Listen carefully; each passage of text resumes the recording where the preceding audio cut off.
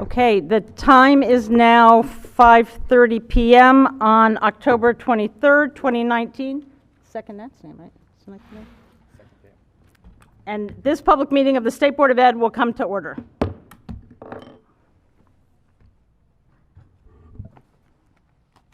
The roll will now be called to determine the presence of a quorum. Mr. Hayworth, please call the roll. Dr. Gasoi. Dr. Gasoi. Mr. Jacobson. Mr. Jacobson. Dr. O'Leary. Present. Mr. Parker. Present. Dr. Sutter. Present. Ms. Williams. Ms. Williams. Mr. Batchelor. Present. Ms. McClay. Ms. McClay. Ms. Burton. Ms. Burton. Mr. O'Sullivan. Present. President Wattenberg. Present. Madam President, you have quorum. Thank you. Well, welcome, DC, and welcome to the second night of the Nats in the series. And you like our swag? All right. Members, we have a draft agenda before us. Are there any corrections or additions to the agenda? Seeing no changes, I would entertain a motion to approve the agenda. So moved. Thank you. Second? Second. The motion being properly moved and seconded, I will ask for the yeas and nays. All in favor, say aye. Aye. Opposed? The motion is approved. Members, we have the minutes from our October 2nd working session before us. Are there any corrections or additions to the minutes? Okay. Seeing no changes, I will entertain a motion to approve the minutes. So moved. Second? Second. Okay. The motion being properly moved and seconded, I will ask for the yeas and nays. All in favor, say aye. Aye. Aye. The motion is approved. Okay. Good evening, everybody. My name is Ruth Wattenberg, Ward 3 Representative and President of the State Board of Education. Welcome to all of you. On behalf of the members of the District of Columbia State Board of Education, I want to welcome our guests and our viewing public to our Wednesday, October 23rd public meeting. The State Board holds its regularly scheduled meetings on the third Wednesday of every month at the Old Council Chambers at 441 4th Street Northwest. Tonight we are meeting a week later than usual because some of us were at the National Association of State Boards of Education annual conference last week in Omaha, Nebraska. The conference was a great opportunity for us to speak with representatives from over 30 other states and territories about the issues facing students, teachers, and school leaders. We came away with a lot of great information and contacts that will continue to support our work in the district. This meeting is broadcast live via the District Knowledge Network and is also live streaming via Periscope on Twitter. The video for the meeting will be posted on our YouTube page at DC SBOE as soon as it is available. Our next official meeting of the State Board is our working session on November 6, 2019, held here at Judiciary Square and broadcast on Periscope. Tonight, we have over 20 public witnesses that have come to give their thoughts on a number of important topics, including student involvement, teacher attrition, and school technology. We are grateful to our witnesses and look forward to their testimony.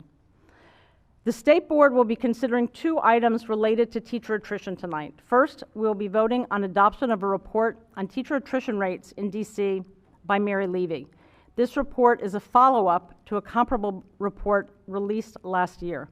The report, commissioned by the State Board of Education, was the first report on teacher retention and turnover in DC schools in many years. The report showed startling teacher attrition rates across the district. It showed that our school-by-school turnover rate was well above the national average and above that of other urban school systems, which typically and unfortunately have higher rates than other school systems. The report also showed very large inequities between schools with greater and fewer numbers of at-risk students. I think the report was quite a wake-up call, both on the problem and on the need for the public to pay attention to it. And in fact, our school leaders have made this issue an increasing priority. I am very happy to report that a couple of weeks ago, OSSE issued a very substantial report on our teacher workforce, including information on teacher turnover, some of which overlaps and some of which doesn't with ours, plus theirs includes a lot more information, and I encourage you to look at it. Many, many thanks to OSSE for this report. Further, I know that DC Public Schools has also reported its retention rate this year, and its turnover rate has come down. That is likely great news, or I should say, the retention rate has gone up and the turnover rate has come down. Okay, that is likely great news for the kids in those schools because fewer of them will be taught by teachers who are still learning the ropes. We don't know whether this decline will be part of a trend or whether it's a fluctuation. We have tried generally to focus on 3- and 5-year averages, not 1 year, because there are naturally fluctuations in retention rates, and we should all understand that. But that said, I wanted to acknowledge what looks to be this decrease in turnover. Second, we will consider legislation that the State Board will recommend to the DC Council that will assure that city residents will have access to annual information on teacher attrition. We hope that this legislation will provide a basis for OSSE to continue this excellent work. More on that later. We are also voting on cut scores for the new DC Science Assessment. At previous meetings, board members have been treated to explanations from both OSSE staff about how they were developed and how they reflect the new science standards, both OSSE staff and DC teachers.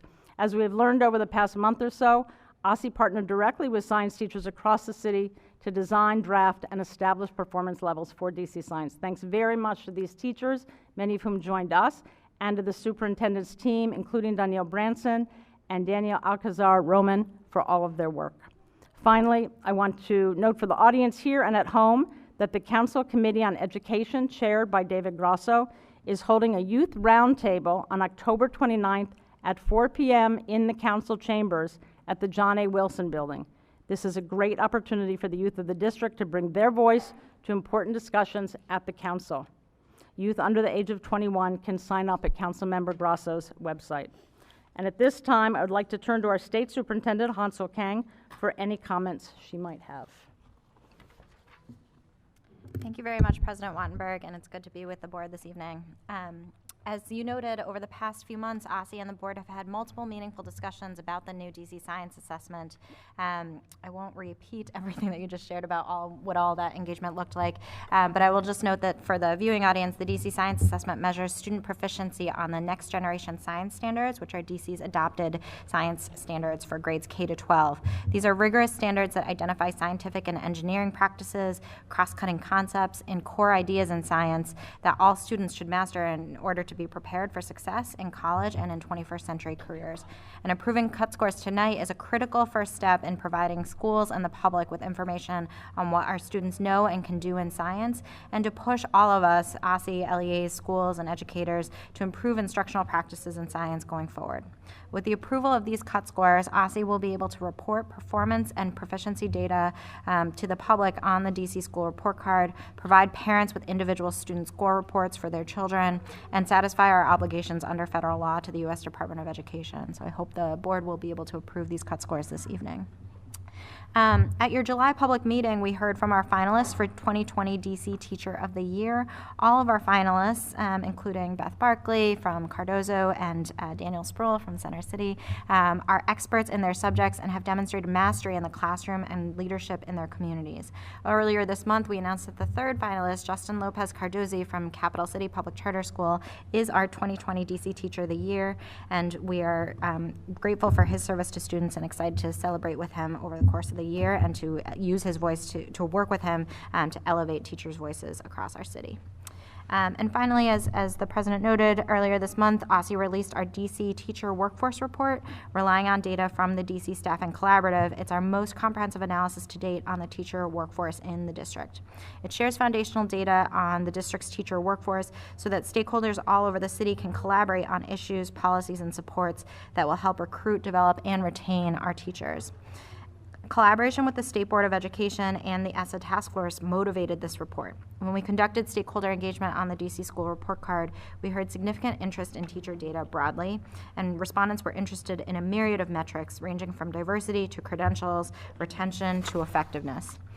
When the State Board approved the content and format of the DC School Report Card, you asked that we support further inquiry into teacher data, and we followed through on that request in the fall of 2018 by enlisting TNTP to support engagement with the ESSA Task Force to determine what data would be most helpful. Much of the information mentioned in that engagement is included in this report. OSSI understands that there is significant ongoing interest in statewide data on the teacher labor force in the district, and we believe this is a meaningful first step to providing the information requested by stakeholders. It will provide foundational knowledge for policy discussions and practice in the future. The key takeaways of the report include DC teachers are more racially diverse than teachers nationally.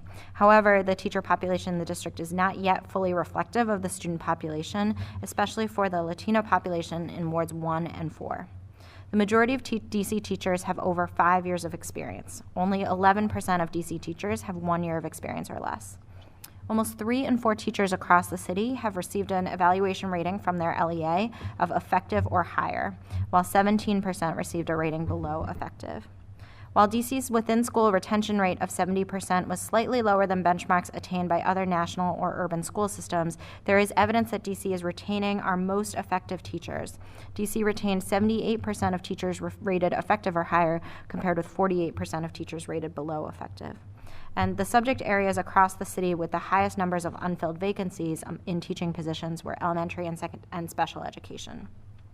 Teacher retention data is one metric of many when discussing the teacher workforce, and we believe that the insights of this report are important to tonight's discussion and ongoing discussions around understanding our educator workforce. It is important that we do everything we can to ensure that we are retaining effective teachers in our schools that support our students and our student learning, and we must provide support in providing experiences that will help them improve their practice. Thank you for allowing me the opportunity to speak this evening. Thank you very much. We are at our public comment section. The State Board welcomes public participation in activities under our authority. At every public meeting, we begin with testimony from public witnesses on education-related matters. Your comments will become part of our official record. If you're a member of the public and would like to speak at a future public meeting, please contact our staff by email at sboe@dc.gov or by calling 202-741-0888. Tonight we have 24 public witnesses. If witnesses have provided written comments for the record, those are available on our website. Otherwise, I hope you will give them to us after your testimony. I'm going to ask John Paul Hayworth, our Executive Director, to call down each panel. And so as he calls your name, please come down to the panel, to the first panel. Laura Fuchs, Armand Cuevas, Olivia Dougherty, Isabella Sanchez, Pimienta. I almost got that, I'm sorry. Pimienta, I think. Janis Williams.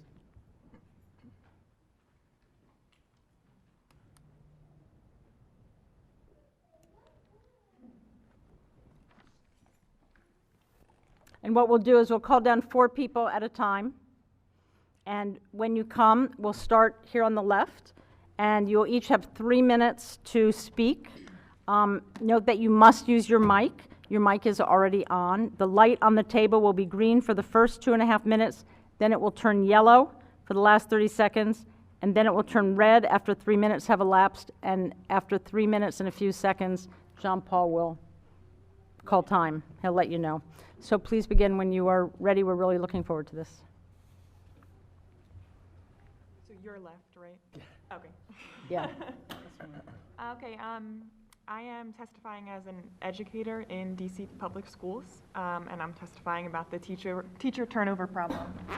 Unfortunately, the district believes more in their impact evaluation system rather than the quality teachers that they hire. In my experience, teachers are leaving largely in part due to this evaluation system, along with other systemic problems that occur and are perpetuated by central office connected to impact. The impact evaluation system is an incredibly unfair and unjust way to measure teacher success within schools, due largely in part to the pressure to be highly effective. It needs to be stopped. Jason Camrus denied the success of impact, a system that he pioneered in DCPS. As superintendent in Richmond, Virginia, he is not implementing the flawed system. There are several more reasons connected to impact. There's no concrete evidence that impact improves student performance. Instead, it relies on these numbers, and they incorrectly label them as data.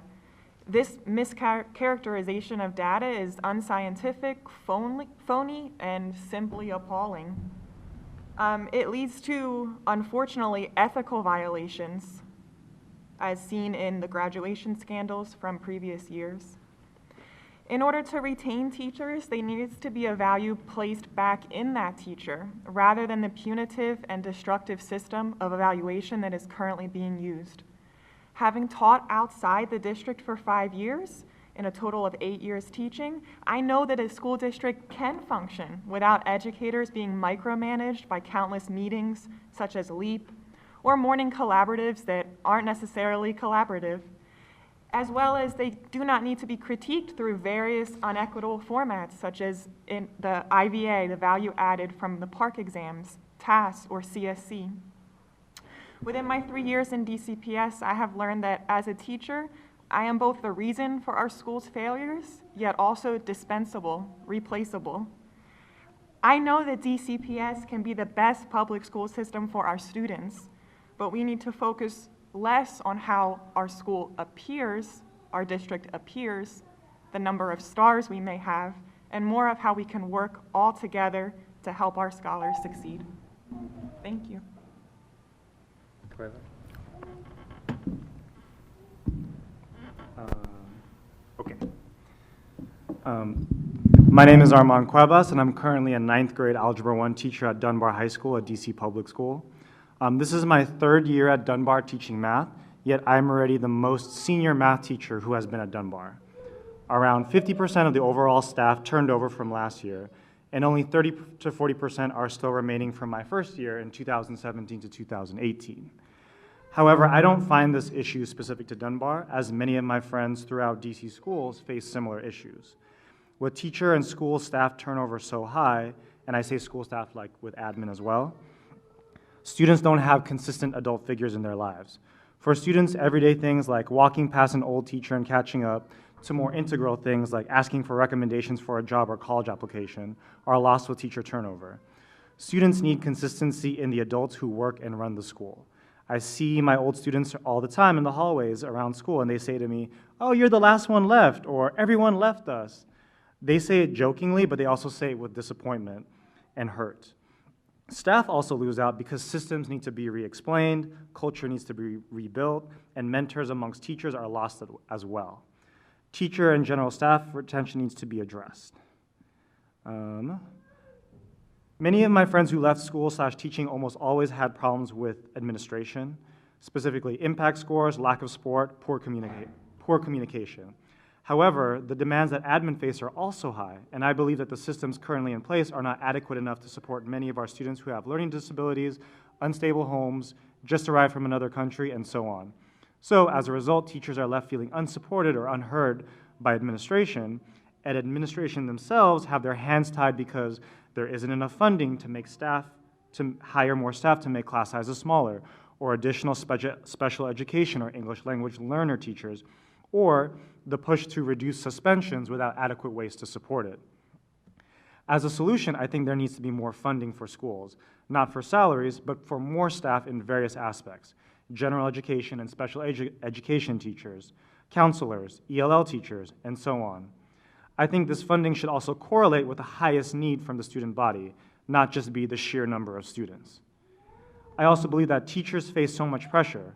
You gotta keep up with the curriculum, move PARCC scores, impact observation, plan 3 different classes, etc.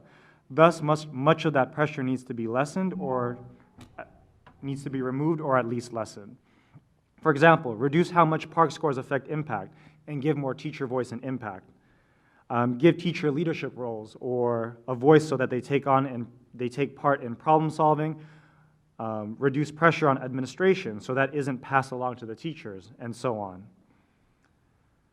By and large, though, I still stand strongest by funding. I hear about charter schools, suburban schools, and private schools throughout DMV area where every classroom has a laptop cart, and there is a special education in science and history class. This does not exist at my school, nor at many other DCPS schools. And despite being in the capital of the country, our schools are doing a disservice to our children. Thank you. Hi. Oh, is this on? Is this working? Yep. Okay. We'll turn down the volume in a second. Go ahead. I'm Isabella Sanchez, and I'm a 4th grade teacher at a DC public school in Ward 1. I'm also representing EmpowerEd as the Ward 1 Fellow. This is my fourth year teaching in DC public schools. And as a teacher in the district, I have experienced this in my own career, and I have also heard this from other teachers who teach English language learners. Teaching ELL students or being an ELL teacher often means that you're not respected in your role, despite this being a very important, critical, and legally bound service for students who are either new to the country or still acquiring the English language. In many cases, I've seen how these experiences have led ELL teachers to seek out and take non-ELL teaching positions, often at different schools or at other districts. In my experience, I've noticed that many times they switch to a whole new role. As the OSSE report stated, Ward 1 and Ward 4 had the highest number of vacant ESL positions, 20 and 33 respectively. These are also the wards with the highest numbers of English language learners, 28 and 29% respectively. And again, these are critical positions for students who are legally bound to these English language acquisition services. This all matters because teacher turnover in general results in a huge human capital loss. Learning the skills to be an ELL teacher, to be any teacher, but especially for an ELL teacher, has a really steep learning curve. In the case of the ELL teacher, especially one that is new to this particular position, it's often up to the teacher to seek out the skills that they need to really manage all of the things that they have to juggle in their job. And in my own career as a DC teacher, and what I've heard from many friends and colleagues, is that they want to leave this profession, the ELL profession, because their job descriptions are not clear, their positions are not fully respected, or they were never supported in acquiring the necessary skills to be successful at their jobs. In many cases, ELL teachers are pulled from their caseloads to be substitute teachers for absent teachers in the building, often with very little notice. They are also often pulled as long-term substitute teachers for other teachers on maternity leave. To better retain teachers of ELL students, admin has to be able to, or there has to be a system in place that are going to include them in decision-making bodies. For example, they need to be part of school academic leadership teams and instructional leadership teams and family engagement committees. Importantly, there should be structures in place that promote collaboration between ELL teachers and the general education teachers and special education teachers.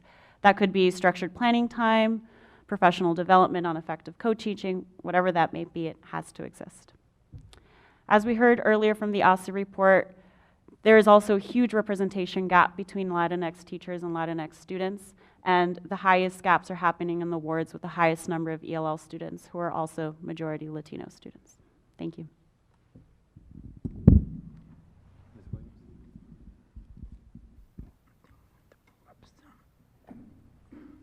Good evening. I'm Janis Williams. I'm organizer for the Cardozo Advocacy Group. We recently came together as a result of working with the school through the Alumni Association.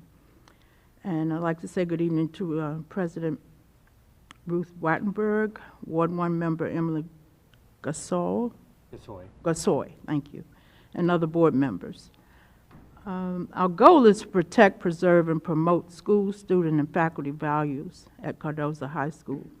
I'm also an active alumnus with the Alumni Association and renamed the Cardozo Education Center for the school. I'm here today out of concern for the students at Cardozo. In the spring of this year, the former principal, Dr. Tanya Roan, after 7 years tenure, was removed from her position and sent to the Youth Rehab Services Department. Of course, it was most disturbing for the students, parents, and the Cardozo Alumni Association to learn of this move. We feel that we all deserve to receive a reason and justification for the removal. We have questions as in, what were Dr. Roan's performance evaluations, etc. Our association has consistently provided scholarships for Cardozo's graduating seniors since the 1980s and given financial support to the school. In addition, other alumni have gifted monies as well. Issues of concern are the following concerning Cardozo's programs. The 3 programs offered at Cardozo being STEM, middle school curriculum, and the international school. We have concerns that some of the older students who are in the 20-year age bracket occupy the same building as the middle schoolers, ages 12 to 14, and high schoolers, 17 years. This situation bears examination as to the rationale on how the students are housed in the same building. Is this situation the best physical decision for all students? Another challenge students are facing is that factually many students are reading on the 4th grade level. It is assumed by some staff that students will be made ready to complete STEM requirements through academic instruction, but how realistic is this goal? Will students be prepared to take standardized tests and move on to college? Number 3, as pertains extracurricular, student athletes should be entitled to be trained by committed and salaried coaches under the current athletic director so that they can fairly compete with other public high schools. This is very important to our students, parents, community, and the city at large. Monies must be budgeted to attain this goal. And fourthly, we're concerned about bringing back life skills courses for all students, not just some categories of students, which is happening right now. We are trying to do an alliance with all of the schools who are going through this struggle now with enrollment problems, low numbers, namely Ballou, Cardozo, Anacostia, and we're going to come together and see if we can sit down and talk about these issues because it's affecting all of our schools. Thank you. Thank you, Ms. Williams. Can we use the script for questions? No, I'm just going to say to people. So the way we do this is we invite members of the board to engage in rounds of conversation with you of 3 minutes each. So I'm going to have John Paul call on, well, let me just ask, who would like, do we have people that would like to engage in? Okay. All right. You're on his side, for being in order. You'd like his method of. Dr. O'Leary? I have a question for the teachers first, just a yes and no question or a numbers question. In each of your schools, how many teachers have left since the beginning of school? Just for the 3 teachers. I know of at least 2, one that left on Monday of this week. 3. This year? Say again? 1. Okay, thank you. Thank you. I think that's important that we hear those numbers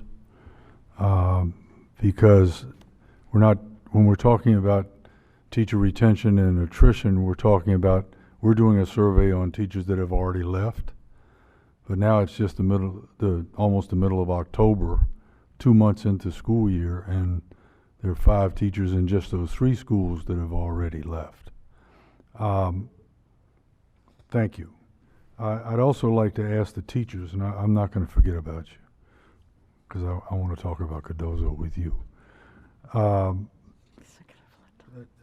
What is the general consensus that you have about the star rating for your school and how valid it is?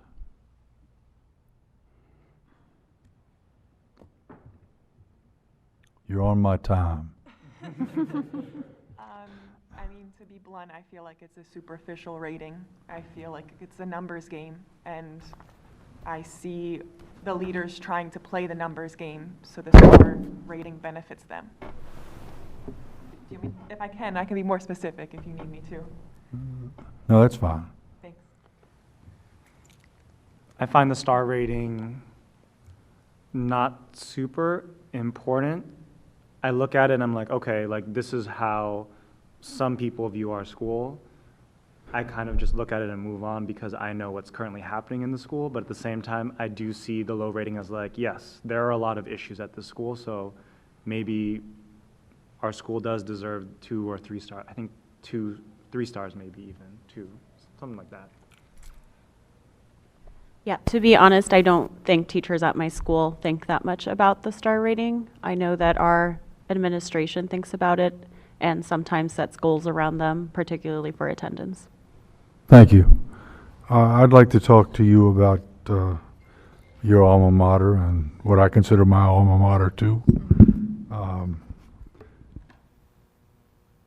We can't, there are a lot of things that we on the board can't do as far as finding out information, that kind of information. about why Dr. Rohn left, but we can be a voice, especially about what can be done to add, or at least raise our voices to add skills that used to be taught in schools but aren't taught in schools anymore. Could you speak to that for 15 minutes? As I mentioned, the life skills, but there are other areas too, such as in our days, and I know things have changed a lot, but to me it's not rational why we can't bring some of them back, like working in the school bank, or journalism, working on newsletters, German clubs, language clubs. They were very important to our students then. I don't know when that ended, so, I think the kids need more extracurricular activities and courses. And life skills is very important. We have so many children now that I just discussed last night with the alumni president at Ballou, who are having problems just with hygiene because their home situations aren't good, excuse me. And she's pitching in, and along with the alumni group, trying to help minimize some of these issues for them. Thank you. We're going to have partners also. We're also having a discussion on financial literacy later on today, so if you could hang around for that. That sounds great. Thank you. Thank you. The representative's time has expired. Mr. Batchelor. Thank you. Ms. Dougherty, yes? So I guess in the interest of time, I'll just rapid fire and then give you all the balance of my time to answer. Ms. Dougherty, you talked a lot about the impact rating system, and it was reported recently that DC Public Schools is going to begin a review of the impact system and how it could change. I get the idea that there are many educators who think that it should be a wholesale replacement, but just, I think, following along with the process that's currently been outlined by DCPS, if you could think of some technical changes that could be changed within the current impact rating system, what would those be? How would it lead to a better evaluation system? And in turn, I think gets to your point about improving school culture. Mr. Cuevas, in terms of teacher leadership roles inside your building or those that your colleagues desire, I'd just like to get an idea of what some of those roles might look like and kind of what that would look like in terms of a teacher leader framework inside a school building. Ms. Pimienta, could you talk about some unique needs that go unfilled at your school or citywide when it comes to both ELL students but also families supporting those students? I'm curious about that.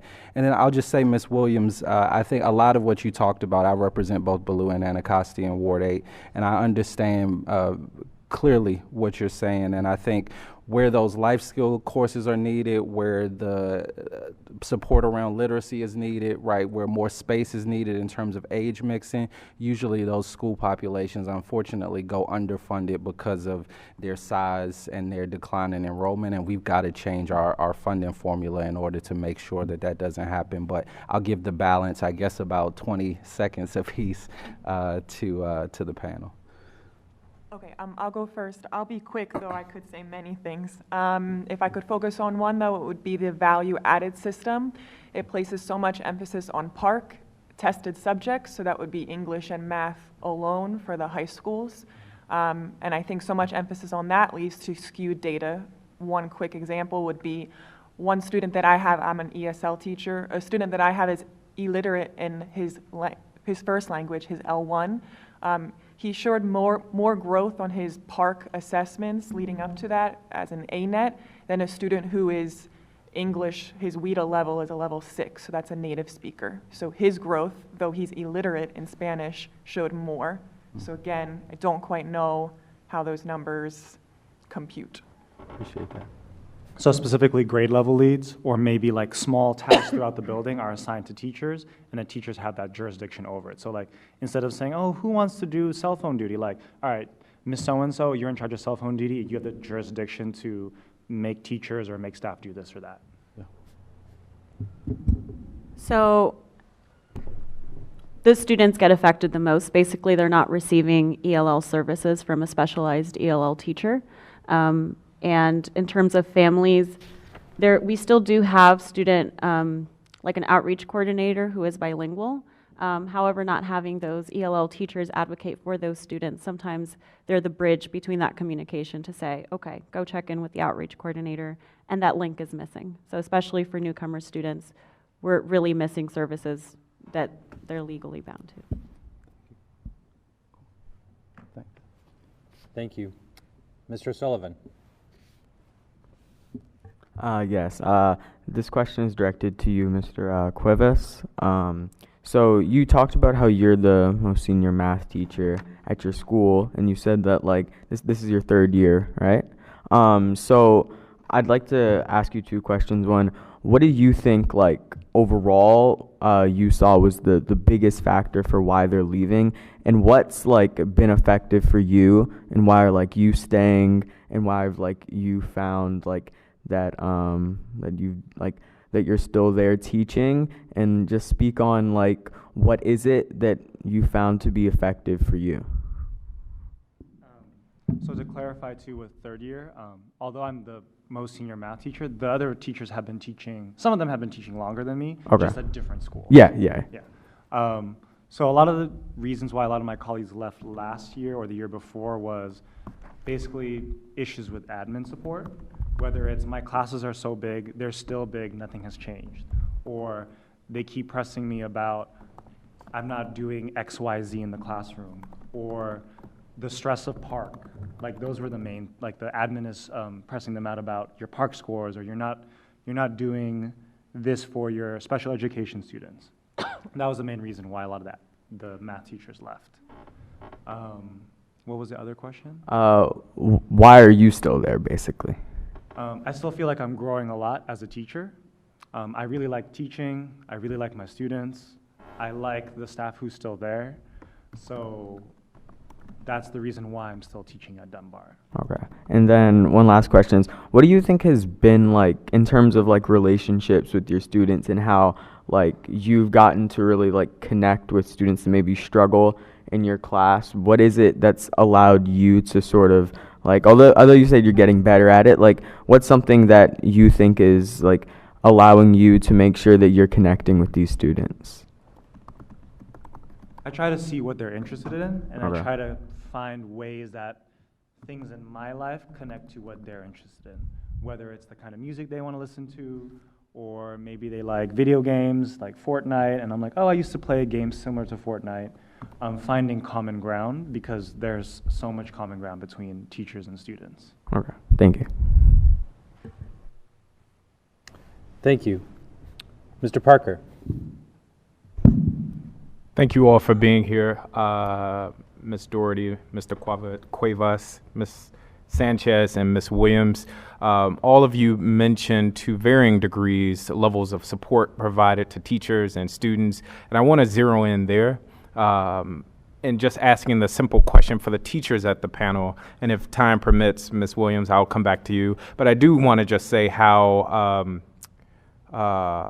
appreciative I am that an alumni has taken the time to invest back in the school and also share with us tonight, and that speaks volumes of your commitment to the school. But for the teachers on the panel, what level or types of support aren't you receiving, or teachers in your buildings not receiving, that would make the difference, you believe, in them being able to stay?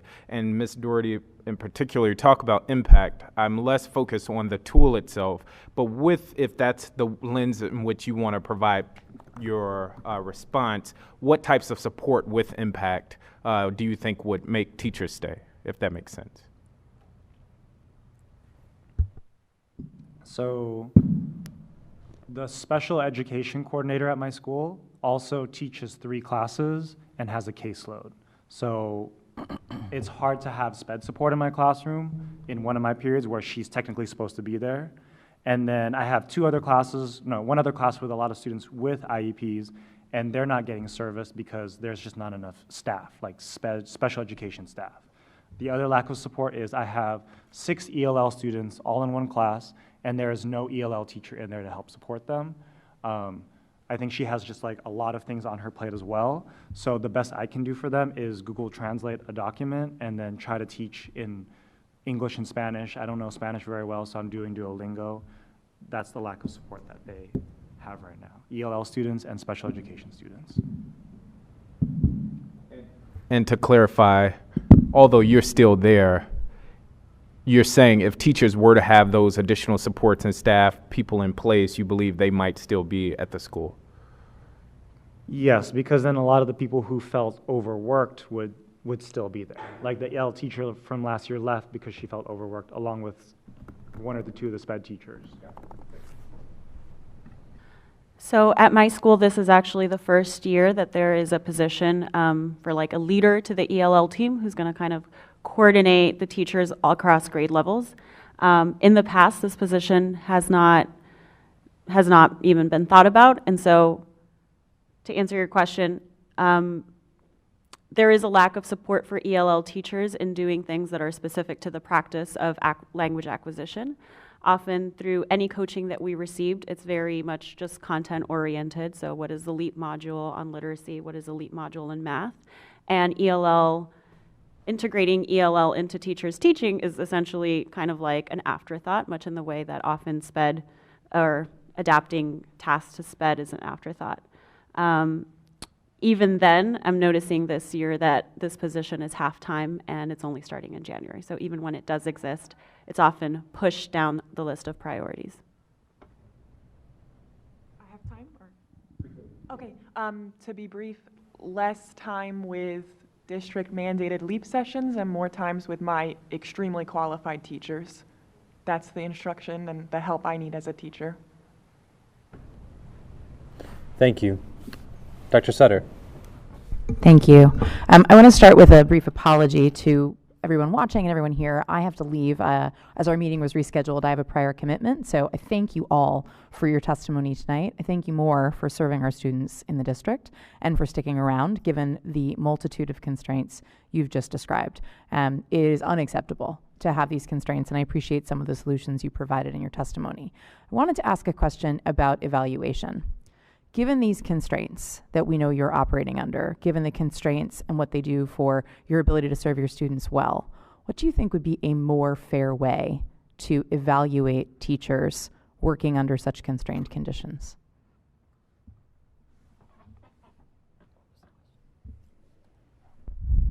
Quite simply an adjustment of the numbers. As I stated previously, the emphasis on standardized exams is an issue, as our alumni mentioned, lower reading levels.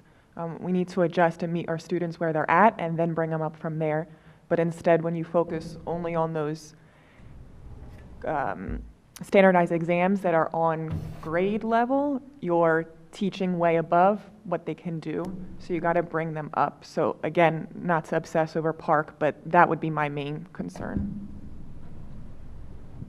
Two things that come to mind first are attendance. Like, it's important to have teachers present in the building, and that's been an issue too, even with the turnover. So, hey, you're here like every single day, add that into your rating. The second thing would be growth. So we often rate our students on like how well have they mastered algebra over the course of the year. So like maybe at the beginning of the year, whatever issues teachers have, lay that out, and then if they grow by the end of the year, like, oh, this teacher has been better at using data, this teacher has been better at coming on time, like stuff like that should be evaluated as well. I would agree with what was already said, less of a focus on standardized tests. Like I said, I've been teaching ELL students for a long time, or for 3.5 years, and in this time, I've noticed that these are just unfair tests for them, and I would say the same about the sort of district mandated assessments that are used to evaluate students, like for interim assessments such as ANET. Often it's painful to watch ELL students have to sit through a test when we know that this test was not made for them. I want to just also end with thank you, Ms. Williams, for coming to testify about the perspective from an alumni of the current school situation. I trust that Dr. O'Leary will continue to ask questions from a knowledgeable perspective on that. And I want to thank Mr. Hayworth in advance for reading the statement that I left when it comes time for votes. Thank you so much. President Wattenberg. You are last. Thank you guys thank you so much for being here. I want to start with Mr. Cuevas. I spent a number of hours, 6 hours at the council this week hearing about difficulties in diagnosing and intervening and supporting kids with dyslexia.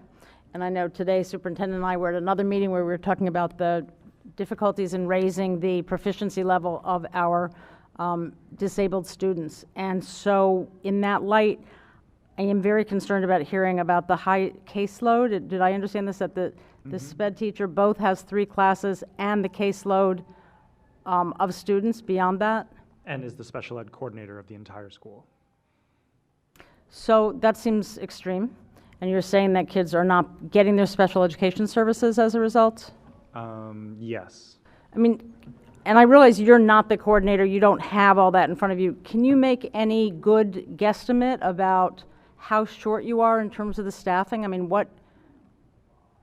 should there be another 0.5 FTE? Should there be another whole person? Do you need an interventionist along with someone who pushes in? Any thoughts on that? If I were to guess, I think we have 1 or 2 less SPED teachers than last year and an increase in SPED students. Our self-contained, I can only speak for 9th grade because that's where I'm most knowledgeable. The self-contained classes for math and English in 9th grade are 20 and 21, I think. And then along with caseload, another couple of special educations I've spoken to, they have a caseload now from like 12 to 13 last year to like 18 this year. So I guess if we were to add specific number of teachers, I would say at least 2 to match last year, and then 3 to make everyone feel like, okay, I can do a good job. And last year's allocation seemed appropriate? People were able to? I don't think last year's was appropriate, but it was semi-functional from my co-teacher last year. She was working hard all the time, but she wasn't overworked like my current co-teacher this year, who has the same job as her as last year, but also special education coordinator. Okay, all right, thank you. Then I want to ask, I'm going to start with you, and anyone who wants to respond can, which is quickly, because I have 28 seconds, is in terms of the impact.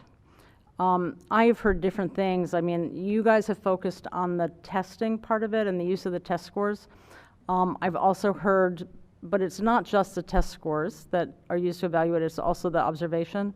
And I've heard, I'm going to focus for a moment on the observation, that it may not be completely fair in terms of when the same observation tool is used at different schools. And I just wanted to see if any of you thought that was the case.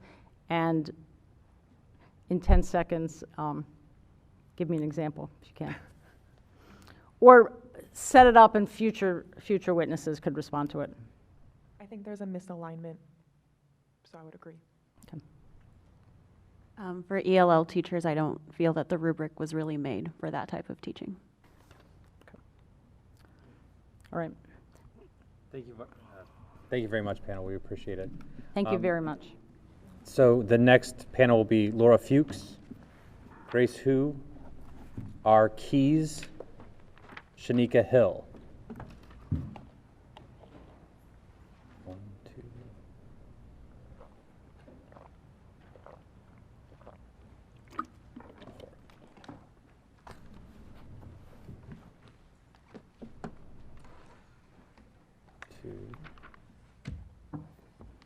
Scott Goldstein, Alyssa Noth, sorry. Great. Thank you. And as before, we'll begin on our left, your right. Hello, my name is Alyssa Noth. I'm an education policy analyst at the DC Fiscal Policy Institute.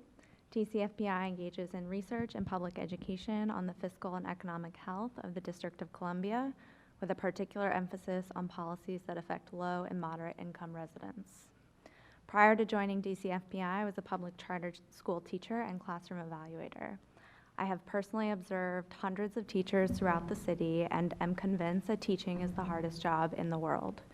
Teachers must be content experts, curriculum developers, data analysts, parent outreach coordinators, behavior technicians, skilled writers, and of course, actually teach, which is akin to being on stage for 8 hours every day. Given the tremendous workload and required responsibility, it is shameful that many public charter school teachers in DC are not paid a living wage. And I know this from personal experience. My starting salary in a public charter school was $40,000, which at the time, in 2012, was more than $7,000 below fair market rent for a one-bedroom apartment.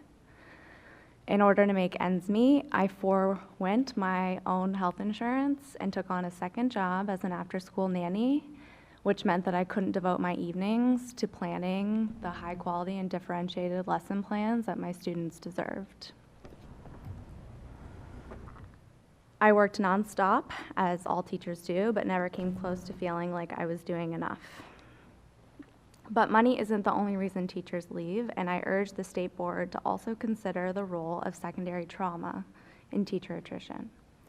Secondary trauma is indirect exposure to trauma through a firsthand account or narrative of a traumatic event.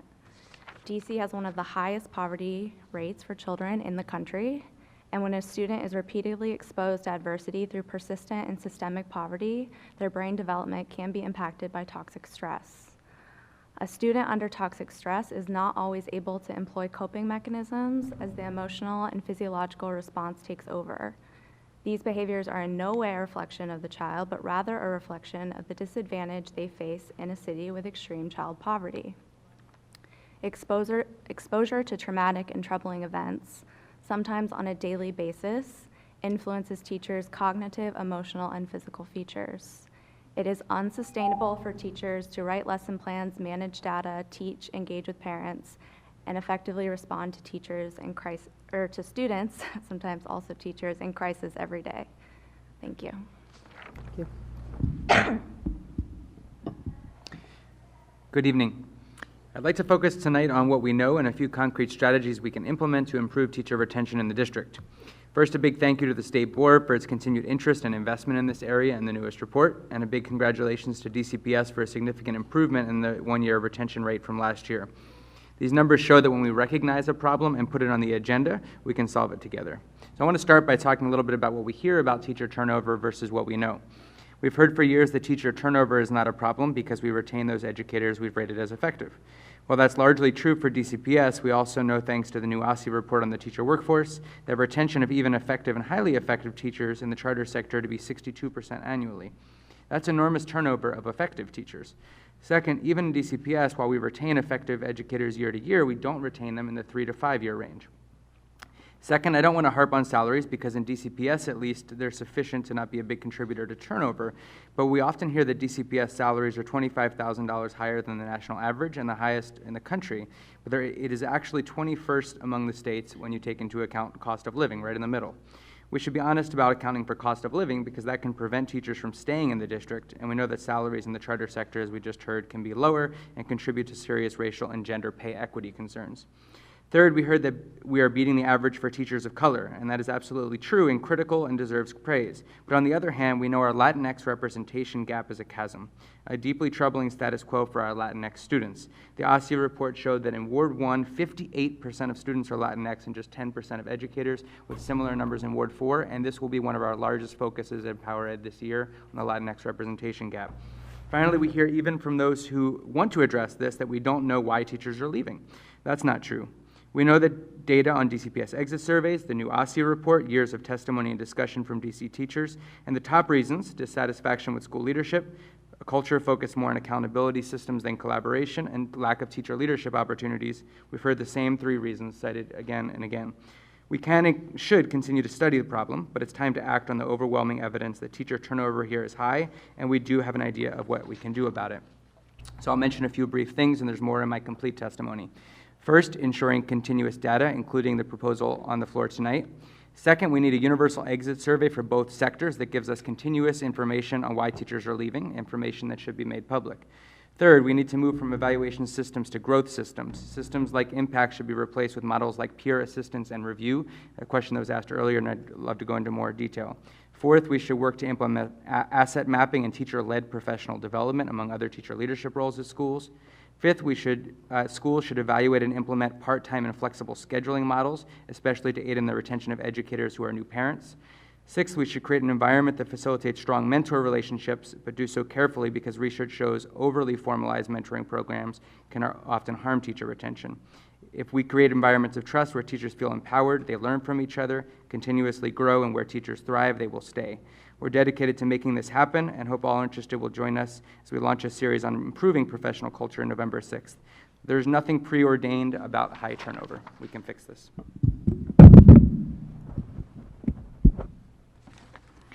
Good evening. My name is Grace Hu, and I'm a parent and LSAT member at Amadon Elementary. Today I'm here on behalf of Digital Equity in DC Education, a citywide coalition of parents, to give you an update on where we are in addressing the technology gaps in our schools. While we have made some progress, there's much more work to be done. Last year, we began an advocacy effort to address the unreliable and outdated technology in a school system that is heavily reliant on computer-based testing. Our schools require students to use computers for everything from reading and math intervention and blended learning programs to assessments in multiple subjects and the high-stakes PARCC test. Despite this reliance on computers, the burden has been on individual schools to find the money to refresh their technology, and many have struggled to do this. Last February, DCPS announced $4.6 million in the mayor's 2020 budget for student computers as part of their Empowered Learners initiative. This one-year funding enables DCPS to provide a computer device for all students in grades 3, 6, and 9. The computers have not arrived at schools yet. DCPS is finalizing the approvals for the contract. However, simply providing computer hardware won't result in digital equity. While many students use smartphones and social media, they lack knowledge on the range of technology applications that they will need to use in high school, college, and their future jobs. Moving forward, we have prioritized 5 areas where we could use your help in holding the school system accountable. And due to time constraints, I'm only going to go over the first one, but you have the other text. The first one is about adequate support for technology at the school level. While DCPS is providing additional computers, it is not providing additional staffing or support at the school level to manage technology. DCPS will be using a combination of enrollment numbers and results from school technology inventories to determine the number of computers for each school. Who will be taking on the workload to conduct these tech inventories on a regular basis and planning for and handling the device rollout? The answer: existing school staff. Current IT support to address computer repairs is already inadequate. What's going to happen when 19,000 devices arrive later this year? We don't know, but since they're new computers, hopefully they'll last a while before needing repairs. DCPS has developed technology planning guides and online modules for schools to use. But which teachers and school staff at our schools will have the bandwidth and time to read these guides on top of their day jobs? My main point is that unless the computer devices are also paired with adequate support for managing them at the school level, we will continue to have an equity issue. That is, the schools with the least capacity in terms of staffing and resources will be the most disadvantaged. So we need your help in continuing to hold DCPS accountable for achieving digital equity. Lastly, I'd like to mention a November 6th hearing on the DCPS Student Technology Equity Act. Having a comprehensive multi-year plan, which this bill will require, will help ensure that we are not addressing school technology in a piecemeal fashion. For example, only addressing computer hardware, but not things like support for school management of IT and making sure our students are actually computer literate. Our views on the bill are included in my testimony. Thank you for the opportunity to testify. Hello. Thank you for putting me back on the list. Sorry I was late. So when it comes to teacher return, I've testified my 5th one. I've been numbering them. So today I'm going to talk about special education teachers, which I am not one. So special education teachers are the hardest working and best teachers in the system, bar none.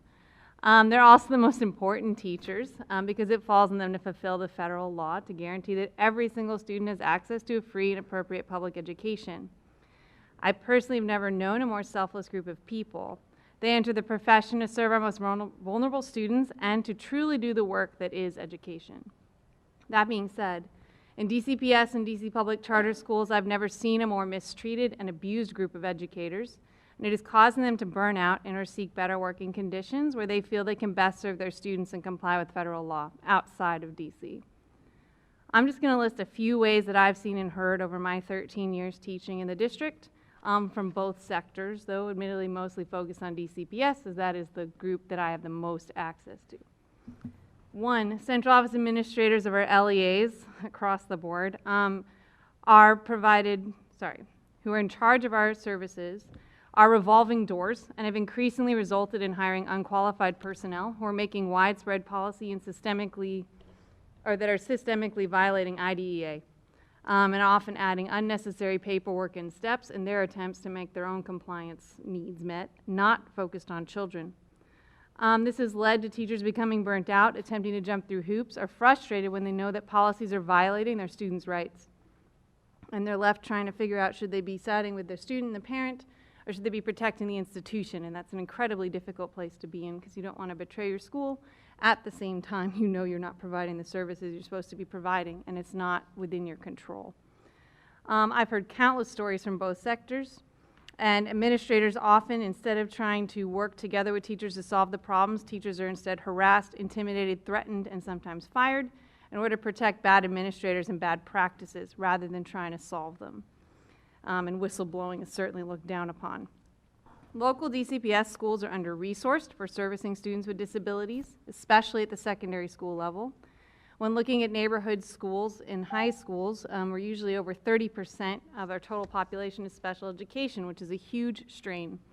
Our budgets tend to look larger per student, and DCPS undercuts all our other funding because it looks like we're funded okay. This often leads to teachers teaching 3+ preps, co-teaching with multiple teachers on top of managing a full caseload. And then, of course, they only have one planning period each, except maybe at Wilson, which I've heard might have 2 for their special educators, which we're trying to get in our contract so that that can be standard practice. They're literally doing my job on top of a second job, which is case management, and yet they still have the same planning period that I do, which is just ridiculous. They deserve 2. There's a whole bunch of other things that are coming in terms of cutting special education coordinators, having a high turnover rate within those teachers and then making it hard to fulfill positions, being unable to kind of figure out who's coming into the building in IEP hours, which aren't getting met pretty much across the board. And then, of course, impact, which then drives those same teachers who are inheriting out of compliance IEPs, who then are going to get impacted negatively because of what they've inherited from charter schools primarily, but also from magnet schools, to basically leave the profession in big numbers. Sorry. Thank you. Dr. O'Leary. Yes, Ms. Noth. Sorry. There's a new push for, and I'm gonna watch the clock so that we can all work together on this. This year for social emotional help for all of the system.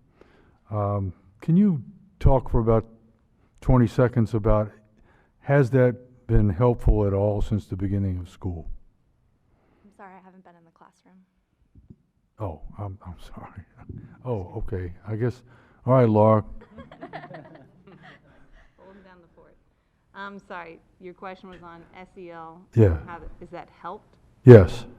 Has it impacted, I'm using that word correctly, has it impacted the schools since the beginning of schools? This is it's a major push. I think that the discussion has increased, which is a positive thing. We are talking about it more, and that is necessary. I don't think we really have systemic programs or training or support or help. So we're saying a lot of things, which I don't think is a bad thing, but I don't think there's really been, kind of per the digital stuff, like there's no real plan. There's no real rollout. It's left on schools to figure out what it means to be SEL. And we kind of make things up as we go, and it's very ad hoc and not systemic. Thank you. Mr. Goldstein, I just want to wonder if, and Ms. Hu, you all have the same date for 2 things. Different times. It's different times during the day. So I'd just like to give a plug for your thing with Susan Moore Johnson on the 6th of November, which I think will be very important for anyone to go to. And I'd also like to ask you about, everyone needs to testify at this hearing on the 6th of November about the comprehensive technology plan, don't they? Yes, because until we have something mandated in law that requires us to take a look at this every couple years and look at it holistically, it's going to be at the whims of the school system and whoever happens to be in charge at that time. And so if we want to achieve digital equity, we need a comprehensive tech plan. And everyone needs to know in the city that there isn't anything near equity as far as computers are concerned. And if we're talking about this, we are in the 21st century, and we ought to be able to get those, but we need to get the things that are promised into the buildings.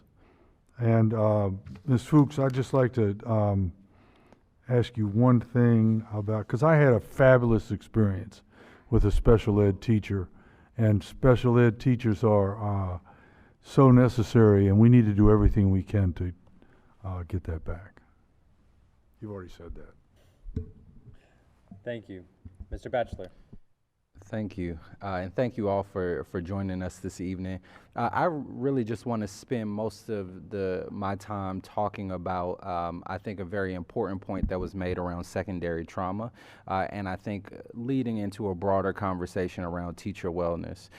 So we know that this is an issue citywide, and a lot of it is because teachers are forced to be everything for every situation, for every student, and so we know offhand that we need more resources inside the buildings that supplement the support that teachers give students on a day-to-day. But what we also know is that in communities with larger amounts of at-risk students, with larger amount of special ed students, there's an even larger challenge. You know, I talk to teachers all the time who have lost students, who are working with families after gun violence happens near or around their homes or their schools, and a lot of that inadvertently impacts teachers. And so I guess for the panel, my question would be, are there any opportunities, and if not, what could those opportunities be to promote teacher wellness inside the building or connect teachers to those supports outside the building? And how can we better incentivize our best educators to serve in challenging school communities when, for a lot of reasons, it seems like there's a disincentive at this point? So that'd be my questions. So as the fiscal analyst, I'll just say that we need an adequate budget first and foremost. Without that, we're not already at the point where we're spending our at-risk dollars as they're intended. If we have an adequate budget, that means more people in our school buildings. That means less teacher stress. Just quickly, a few points. One is absolutely, we have to start with the social emotional work with adults. We talk about it all the time. I was in a school that tried to implement restorative practices for 2 years with students. It was not working, and so they stepped back and just did it with the adults for a year, and then we started again with the students, and it worked. Because if you do it with the adults, they buy into it, they believe in it, and then they're better able to implement it with the kids. And that's why the work we're doing in schools starts with self-care and the social emotional work before we even talk about teacher leadership and all that work, because you have to do that first. I also just want to mention quickly that there is a correlation between high at-risk percentage and high turnover, but there's been 2 studies on this that show that it's not causal, that the reason for that correlation is actually because of the policies implemented on schools with a high percentage of at-risk students, and not because they have a high percentage of at-risk students. And lastly, I mentioned flex scheduling. Flex scheduling and pay incentives not tied specifically to the evaluation, but things like flexible work scheduling is one thing for those kinds of schools where you need extra self-care. Yes, I'd echo that it's not, I think, you know, it's a misnomer that there aren't already the high quality student or teachers in the schools. Like, I think the Woodson Teachers Special Education Department is one of the best departments in the city, and they do amazing work, but they're being set up to fail systemically, and that's really draining, and you can only do that for so long and feel like you're failing kids, because I think they take it very personally when they can't do everything that they wish they could do for a student, when their caseloads are too big, or they're managing too many classes, or both. And so I think it can just, and then, I mean, like, and then the whole system's telling you how terrible you are through impact or through other things, and so you're just kind of consistently getting kind of this beat down. And I mean, eventually, most sane people find a place where that's not going to be the messaging and they feel like they can do right by the students and do their job. All of that's helpful. Thank you all. And I'm going to ask John Paul to be more serious on our timing, so everybody, including me, be very concise, including you. Mr. O'Sullivan. Or including us. I have no questions. Thank you. Mr. Parker. Thank you all for being here. Mr. Goldstein, I appreciate it that you name solutions to the many problems that we're trying to investigate. As you know, the State Board is now trying to get underneath what are some of the causes for the reasons why teachers are leaving the buildings in such high numbers. And we can all imagine there are many varied reasons why teachers are leaving. That said, two quick questions. One, I missed the third. I was trying to look in your statement. So you said dissatisfaction with school leaders, lack of teacher leadership, and the third. So if you could just remind. Why they leave. Yes. Yeah. So dissatisfaction with school leadership, school culture focused more on accountability than collaboration, and lack of teacher leadership opportunities. And the data we have shows that they're actually differentiated. Like some of them are more for veteran teachers, teachers of color, say one of those more than the other ones. So if you look in the data, but those three are very prevalent. Got it. And then a question for the panel. Are there models in the country where we can point to say they once had high teacher turnover and it steeply declined because they implemented these policies or something to that effect? So I would just note a couple districts that are right outside of our city, Montgomery and Fairfax County, and then I think Howard. So some of these counties are precisely, and there's 50 of them throughout the country, that switched from what I would view as a more evaluative or accountability-based system to a growth system. All of them implemented some form of peer assistance and review, that kind of program, and several of them saw pretty steep drops in turnover, improvements in retention. And when you say care assistance, what does that mean?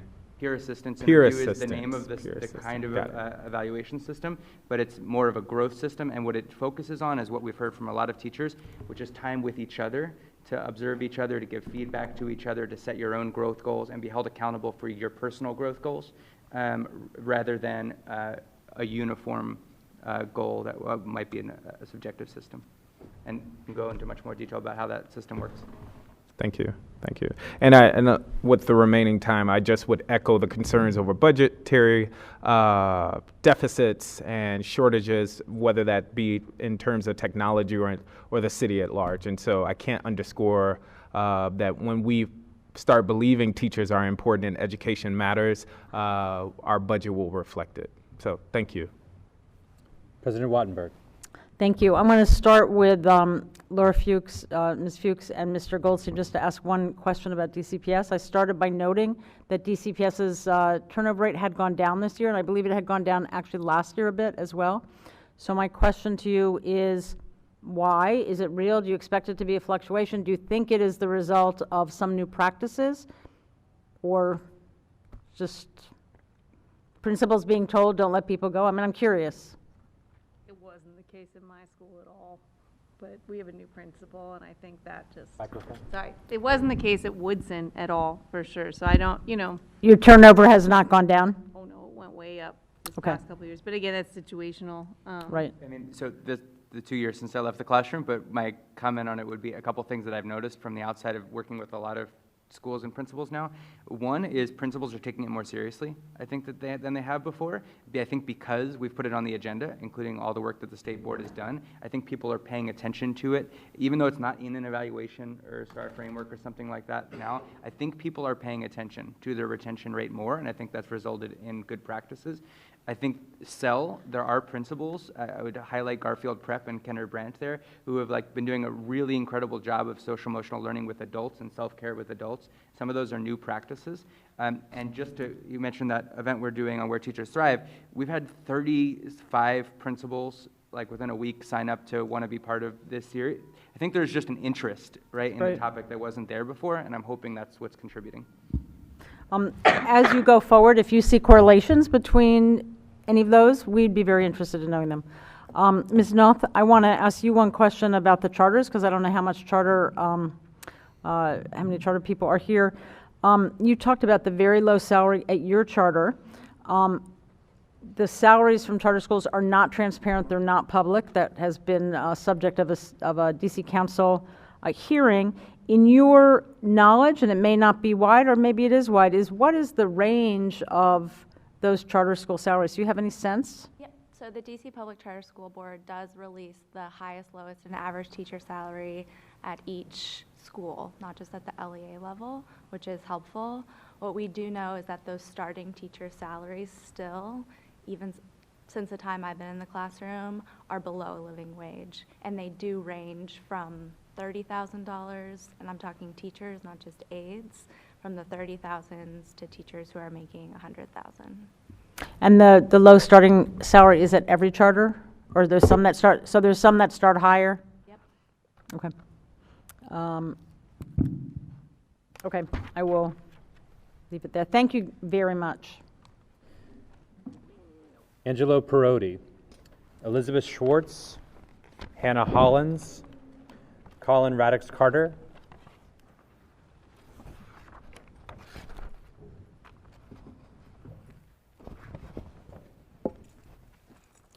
George Telzrow,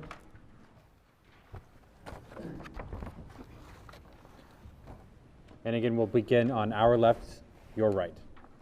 Good evening. I'm not going to read my entire statement. You have it. I'm going to summarize most of it. My name is Angelo Parodi. I am a 15-year veteran in DC Public Schools. I am 13 years at John Eaton Elementary School in Ward 8. In that time, in the last 4 years, we have lost we've lost about 20 teachers. We lost 12 in 1 year, 5 the next, and last year we started out looking to lose about 5. We lost about 9 or 10. Some of them are retirement, but if you were to talk to the ones that weren't retirement, you would hear a variety of reasons for leaving. Usually they gave life reasons for leaving, but if you talk to them, they would tell you, I'm tired of this and I'm getting out. We also lost teachers unexpectedly, like we lost our PE teacher this summer. He didn't tell us until August. We lost the PE teacher the year before in the summer. Again, we weren't expecting it. We lost a teacher at the end of the year last year who got fed up and just simply quit. This has been happening more and more. There is a general feeling among teachers throughout the system that there's a lack of trust in our professionalism. And that lack of trust is presented to us through Impact and LEAP. Impact and LEAP are made to seem as if they are objective and there to help us. But if you looked at Impact as a tool, it's inflexible. It doesn't adjust to the new things that DC introduces for teachers to do every year. And every year there's something new, and with each chancellor, there are new curriculums or new programs that they want to introduce. And when they are not flexible enough for Impact, you have a choice of doing the new program the way it is designed to do, or losing, and thereby losing points on Impact, or adjusting it for Impact and not doing it according to the way it was designed. And this is a frustration among teachers, at least at my school. It is very arbitrary, and there's a disparity in scoring. I can tell you that my own scores under Impact have been very divergent in any given year. Last year, I got a 3.8 to begin, a 2.8 to end. Another year, I got a 4 and a 2. In that same time, I won 3 different awards that were given to me by Ford's Theater, by BP of America, and by the Mid-Atlantic Council for Social Studies. If you want to retain teachers, I would say quit looking for shortcuts, for miracle programs, and for magical counselors who sound good on the evening news. Instead, investing in shining new objects, invest in us. And I don't mean just in pay. I mean what we need in our classrooms, listening to what we have to say, and taking our advice on programs. Thank you very much. Thank you.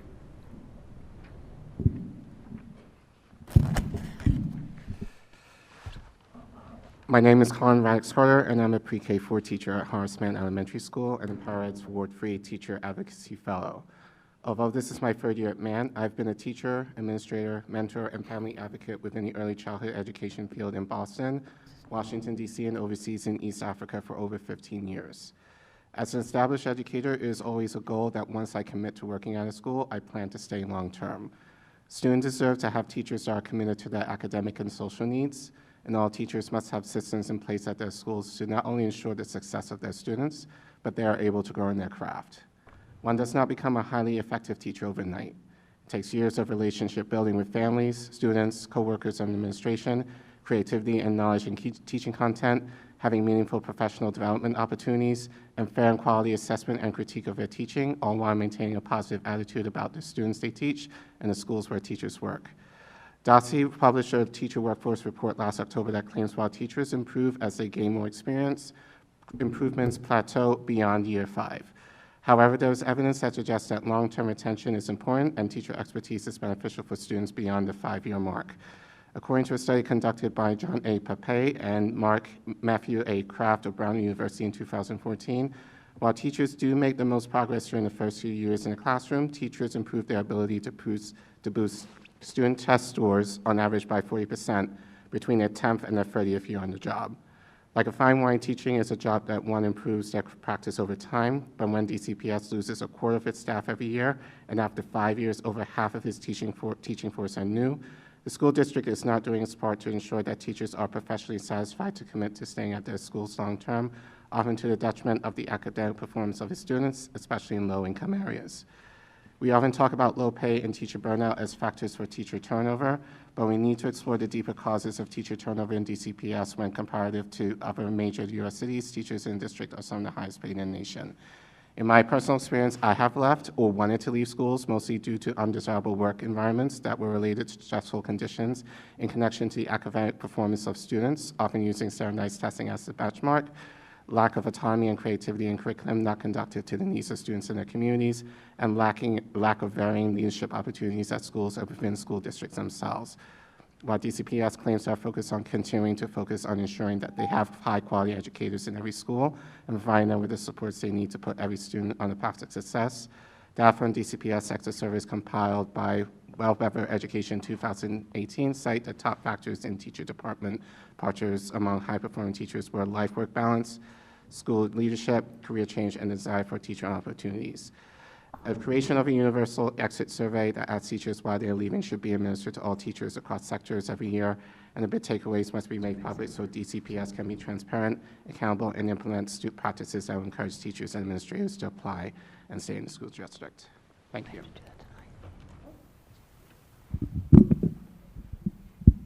Hi, good evening.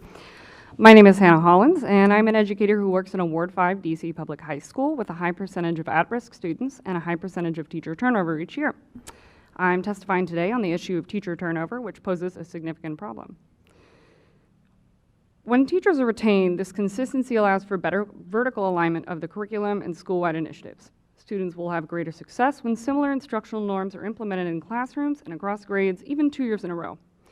But teachers leave when working conditions are less than ideal, and they are aware that they are contributing to the instability of students' education. But often their decision to leave is deeply personal.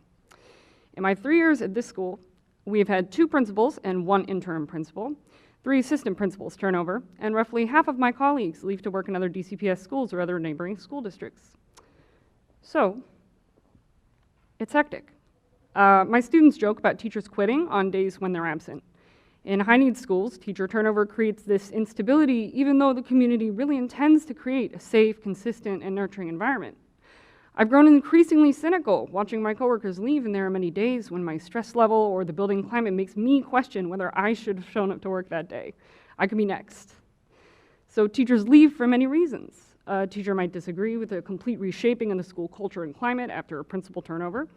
Teacher might be dissatisfied with organizational decisions like LEAP, impact, scheduling. Teacher might have difficulty trusting their administrators. In my case, I tried to leave my school last year for similar dissatisfactions, and because also I was slated to teach 9th grade, when in the previous year I had 3 different preps, 10th, 11th, and AP, and I needed a little bit more consistency. So this year I am back at that same school, teaching 9th grade, just due to a district-wide policy that prevents teachers from leaving without principal permission after a certain date. So as a result, I'm highly uncertain whether I'm going to return to DCPS, just because I haven't had a stable experience since I started here 3 years ago. So compensation is often mentioned as a retention incentive, but it's really a factor that's better for attracting teachers than it is for retaining them. I mean, I came because I was living in DC and I wanted to teach these kids. So in reality, teachers need more organizational and staffing supports to support their retainment in a specific school building and in DCPS overall. On top of all of these subjects that we plan in grade 4, we're asked to engage in data assessment cycles, RTI intervention cycles, inputting data into spreadsheets and trackers, parent engagement, attendance initiatives, clubs. Teachers need more time in their day or more support staff to help tackle some of these tasks on their behalf. If these supports aren't available, then there must be more time made available to us in the form of planning days within these 195 days that we already serve or paid hours outside of our contracts. Additionally, mental health and wellness supports for teachers that are easily accessible would also be beneficial, especially for teachers working with high trauma populations. Thank you for your time.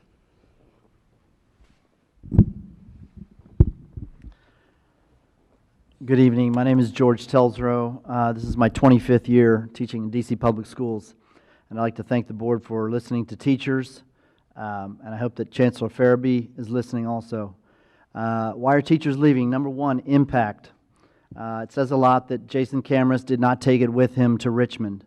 The system is capricious, it's unfair, develops a toxic environment.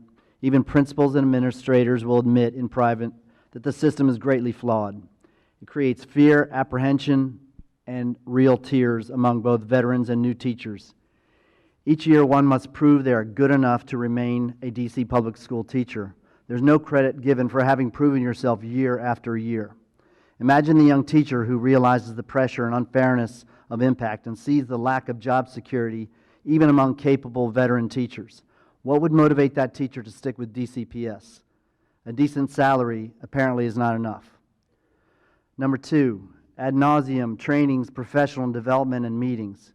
Teachers spend so much time in trainings that we lack the time to plan and grade papers, things that are important directly to our students. We're always being showing a new method that will save the day. Teachers are all trained in the same manner, whether you're new to teaching or you're a 20-year veteran. For example, the training program called LEAP eats up 2 of my mornings a week. Year after year, teachers express that LEAP is not contributing to our development, yet it continues unchanged. 90% of the time, learning new methods and technology, things that improve me as a teacher, comes from talking to my fellow teachers. The 2 problems above are the result of the school reform movement that created the narrative that teachers were the problem. It's the reason we need so much training. It's the reason the evaluation criteria is burdensome and unrealistic. It's the reason the culture of DCPS is suspecting rather than supportive of teachers. The final reason for teacher turnover is the inability to develop a system for dealing with disruptive students. 6 years ago, I was almost driven out of the profession because of this.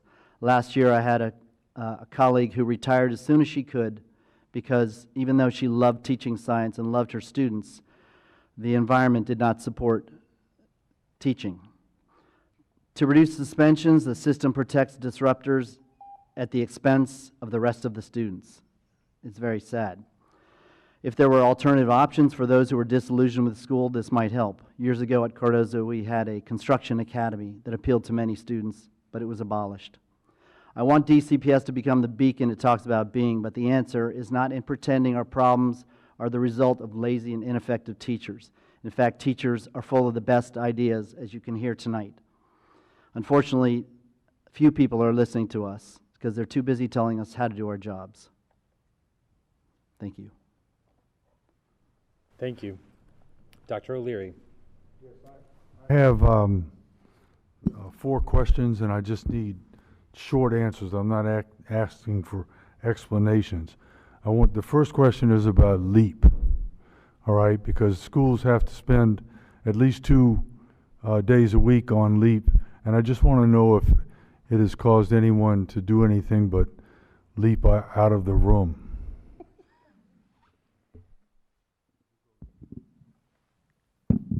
In my opinion, it's a waste of time.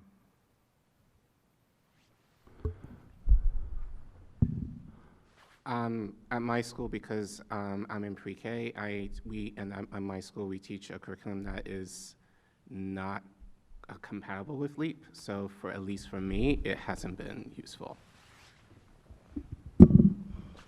Because I'm one of the more senior people in the English department, I've been able to give feedback to my LEAP leaders, and they've made it more relevant and increased an amount of work time that's allowed us to tackle some of these initiatives. But it can be a problem for many schools who are not effectively implementing it. Back in the day, we used to show up at school and have the first 30 to 45 minutes to ourselves to prepare our rooms, polish anything that needed to be polished. That's gone on those 2 mornings. You go from your LEAP meeting, you show up at the door as students are arriving. So it's doing more harm than good. Thank you. We'll go back this way this time. There's in Mr. Radix-Carter, there's a line in here that says that there was a study that said teachers improve as they gain more experience, and improvements plateau beyond year 5. So I guess that means that I had 42 years of downward plateauing. I would have hated to have been in my class at the end of the year. That's not what happens. Teachers get better as they teach. The problem we have with retaining teachers is we can't keep teachers to year 5. How do you all feel about that? Quickly. We've got 45 seconds. I would have a hard time telling new teachers to stick in the current environment.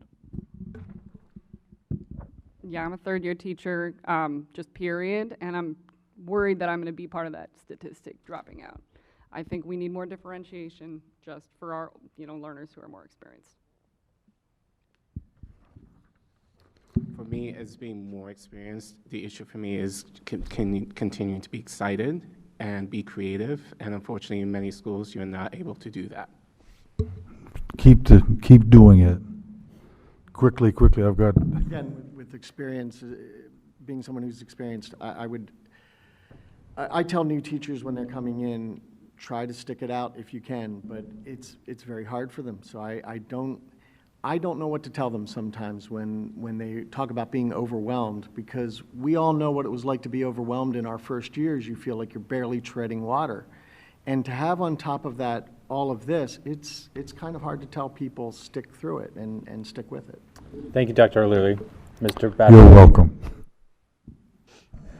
Thank you. I actually have one question for the panel, and it was mentioned earlier, but I want to focus in on and we're talking a lot, and we talk tangentially in this conversation around principal turnover, and at least on the DCPS side, I think one downside is having our principals on 1-year contracts, and the research says that 3 to 5 years of consistent leadership inside a building is what really is going to turn things around. For those who've been, and I heard anecdotally, right, you've had some experience, but for those who've had leadership turnover in your building, one, can you talk about what impact that has on school culture? And then from a staff standpoint, what does it take and what does it look like when you get a new leader in the building to really change things practice-wise, et cetera?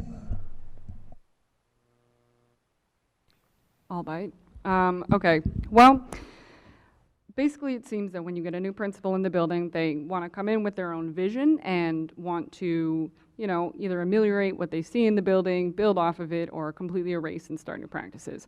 However, when a new principal enters and you have teachers who have been there for longer than the principal, there can be definitely friction. There can be trust issues, especially if the principal's bringing in administrators or other personnel that, they have relationships with as well.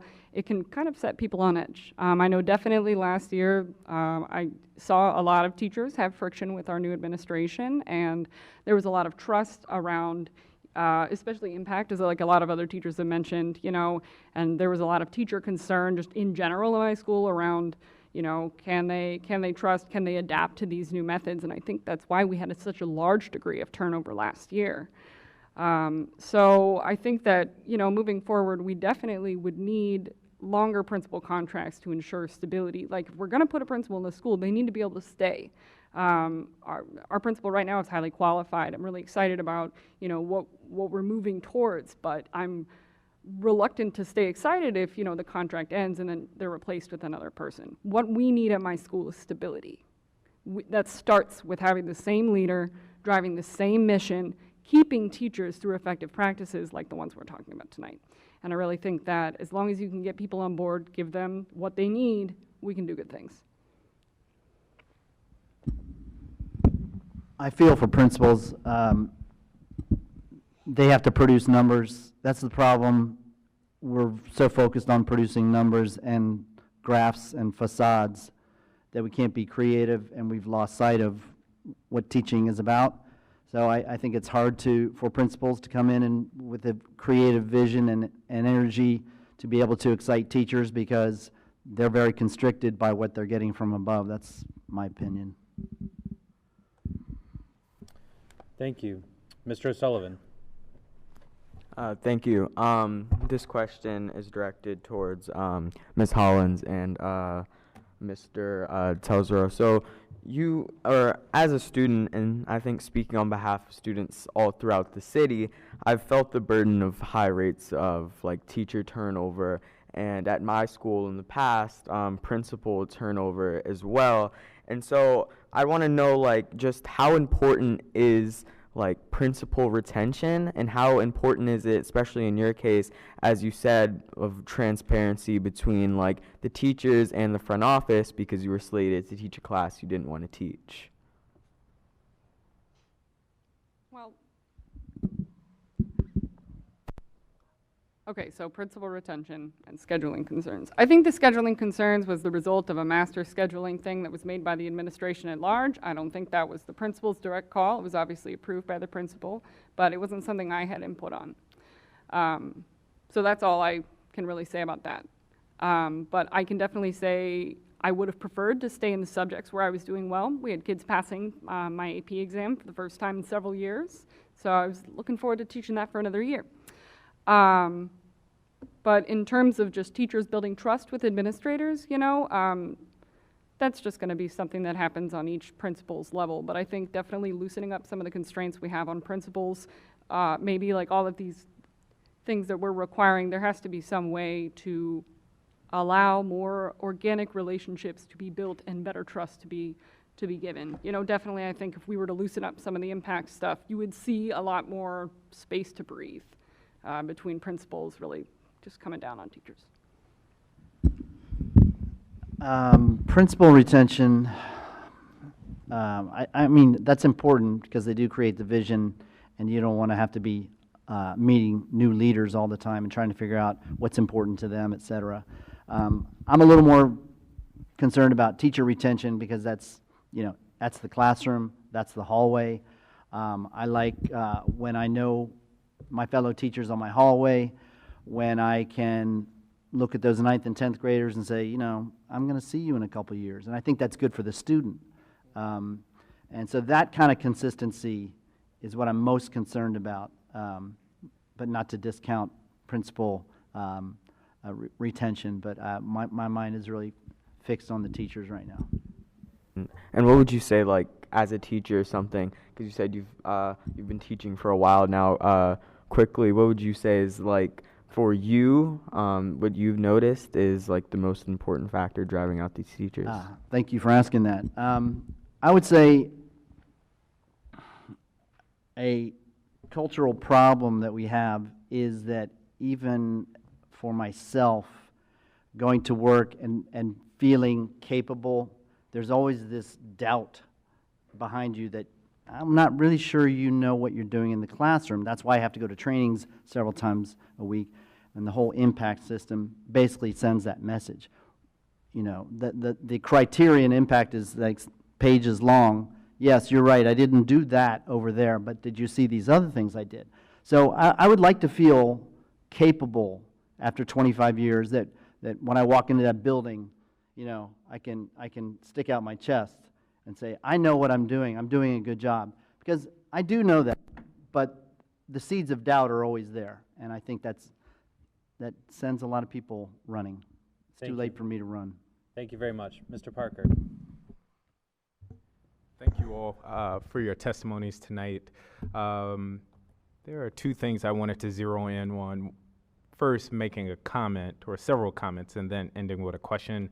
Mr. Radix-Carter, who happens to be my neighbor, I appreciate the work that you've done. In particular, you mentioned life-work balance, lack of leadership opportunities. And again, I didn't catch the third thing. I was trying to sift through the testimony, but the reasons that the research cited that teachers leave. If you need to find it, that's totally fine. I do want to just make mention about LEAP and couch it in this bigger frame, in that I trust that no one at central office, no one in places of power, principals are intentionally saying, I want to make teachers' lives miserable. I would trust that. That said, I also trust that LEAP was designed to be a benefit and a support to teachers. And one of the things that we've heard here tonight is that teachers want and need additional support. And so the question I have that I would love everyone to weigh in on is, what are the ways in which you're being supported in your school currently that you do like? I personally know firsthand, I've seen LEAP seminars, all of them not great. Two experiences that I've had. One is that teachers are deepening their understanding of learning standards, which I know many people don't quite get the significance of that. But when you walk to a teacher and say, what are you teaching today? And they say, I'm teaching page 13 of this module, that is a problem. And LEAP seminars, from my experience, when done well, are deepening teachers' experience there. I also recall an experience with a Ward 8 principal, I won't name the school, who said, Zach, the package material that we got from central office does not fit what my teachers need, which I think speaks to what I'm hearing here tonight, that there does need to be some differentiating of the content to meet specific teacher needs. Last thing I would just say, I happen to know Ms. Hollins firsthand. I thank you for not mentioning that Ward 5 school, although I think there is an assumption when teacher retention is discussed and teachers have concerns, let's say, or wonderings, that they must not be a good teacher, because good teachers keep their head down and they don't complain. And I just would go on the record to say, not only is Ms. Hollins one of the best teachers that I've been able to witness, don't make that face, but she was also responsible for said Ward 5 school having double-digit gains for the first time in recent history. And so I say that to say that we should give significance not only to your testimony, but all teachers' testimonies here tonight, because it does have merit. So with that, I know I'm long-winded here, but going back to my question very quickly, what is the one line of support that you have received in your current school that is beneficial?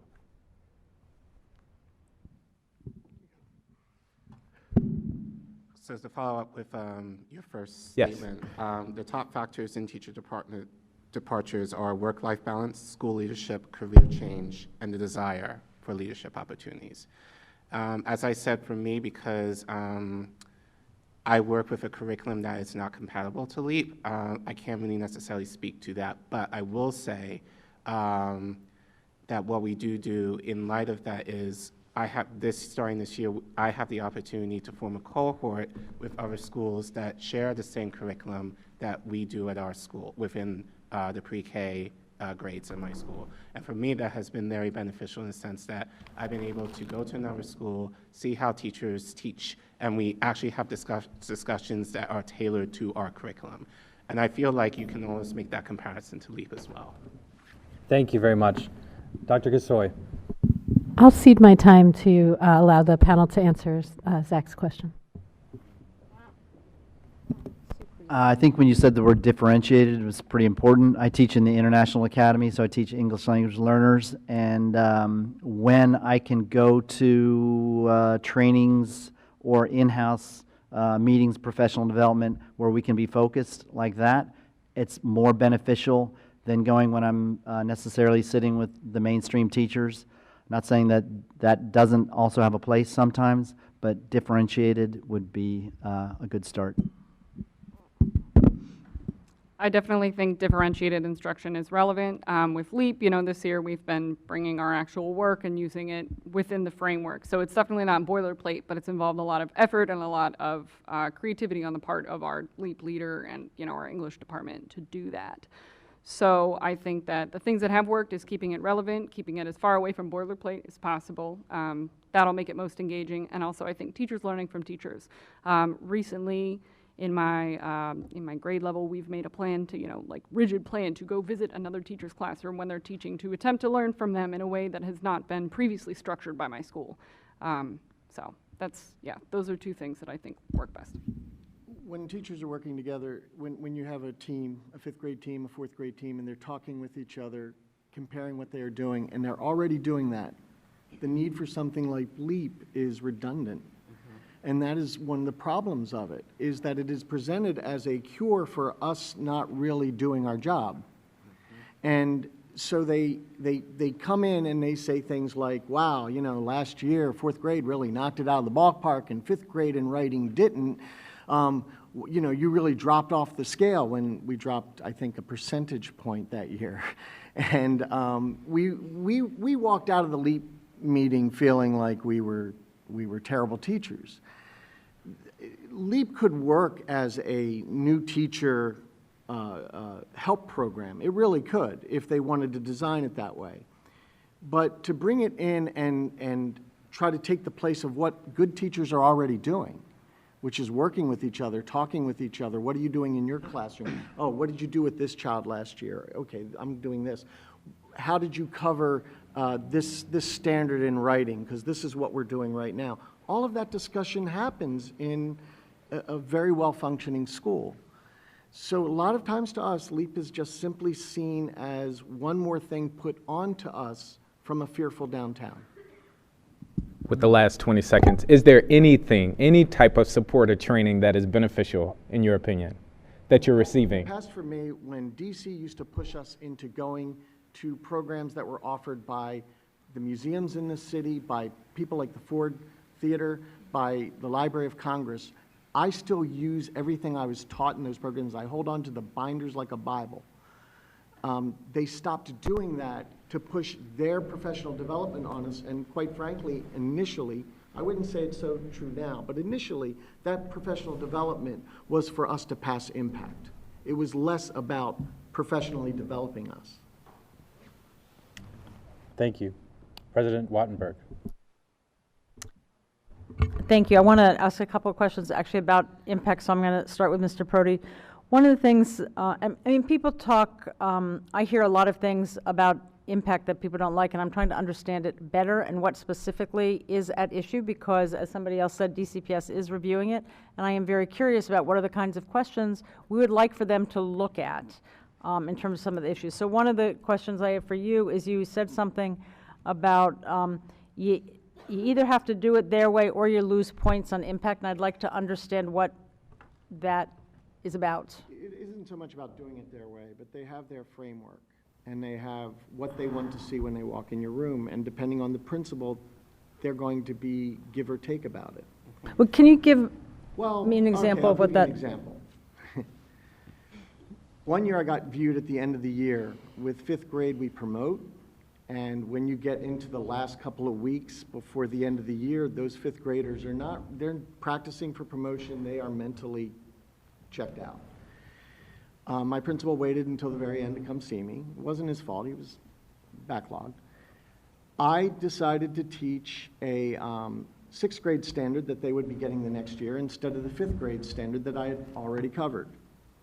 He marked me down because I did a sixth grade standard instead of a fifth grade standard, even though the sixth grade standard I did was connected directly to the fifth grade. I think fifth grade is point of view of the writer, and sixth grade gets into author's voice, or sometimes I get it mixed up. But at any rate, I felt, been given points for the fact that I took them a step higher. Instead, I was told, I don't know what downtown will say about this. And I don't blame him. He's fearful about, my principal's fearful about what downtown is going to say to what he writes. And depending on who you talk to, depending on any teacher you talk to, you will hear the different levels of that kind of arbitrary approach to it. A few years ago, about 5 years ago, they introduced a writing system that they wanted everybody to use in English language arts. We went to the training for the first week when teachers are back. We went to the training for it. They finished the training and a teacher said, how will this relate to impact? The trainer could not answer that question, and that became the discussion. People said, if it's not going to fit the model of impact, why should we use it? Impact demands for a writing sample at the end of the lesson, and that writing program didn't necessarily have that. In the same way, the social studies program, which I think is doing a very good job right now in DCPS, they're creating, I think, a good program. They're listening to teachers. They're involving the teachers in what they're doing. They've introduced a thing called the Paideia Seminar, which is a Socratic dialogue type of thing with your students. If I do it the way I'm supposed to, the first day is all read the text, go through the words that you don't understand. There's no writing involved. And the first time I did that, when I happened to be evaluated on it, I was dinged for not having them do some writing on it. Now, I could have said, in your journals, write this, but the point of the seminars is that you start with that first initial reading, learning the words you don't know. The next day you come in, you read it a second time, you begin a discussion, and then you start talking about where the writing is going to go. By the end of the process, you have them writing based on the discussions that we've had in the classroom. And so it all depends on the principal. It depends on how flexible they approach it. I would say the other thing to look out for is the fact that they worry about their numbers. They worry about having too many highly effective teachers in their school, because downtown has complained when it seems like they're just throwing it out there as awards. Thank you very much, panel. We appreciate it. Thank you very much. Thank you. I didn't get very far. Madam President, if you don't mind, I'd like to take a moment of personal privilege. Please. To introduce our new public affairs specialist who's in the audience. Malayo Olufemi will be joining us on Monday, and we are very excited. Thank you. Thank you for being here. The next panel, Justin Lopez Cardoz, Benjamin Lookner, Melanie Cathey, Kyra Hayes,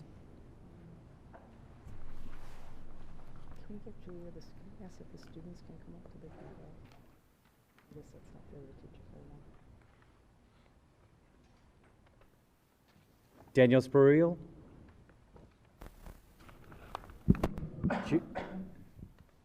Giulio Iacoviella, one of our Student Advisory Committee members. Thank you and welcome. We'll begin again on our left, your right.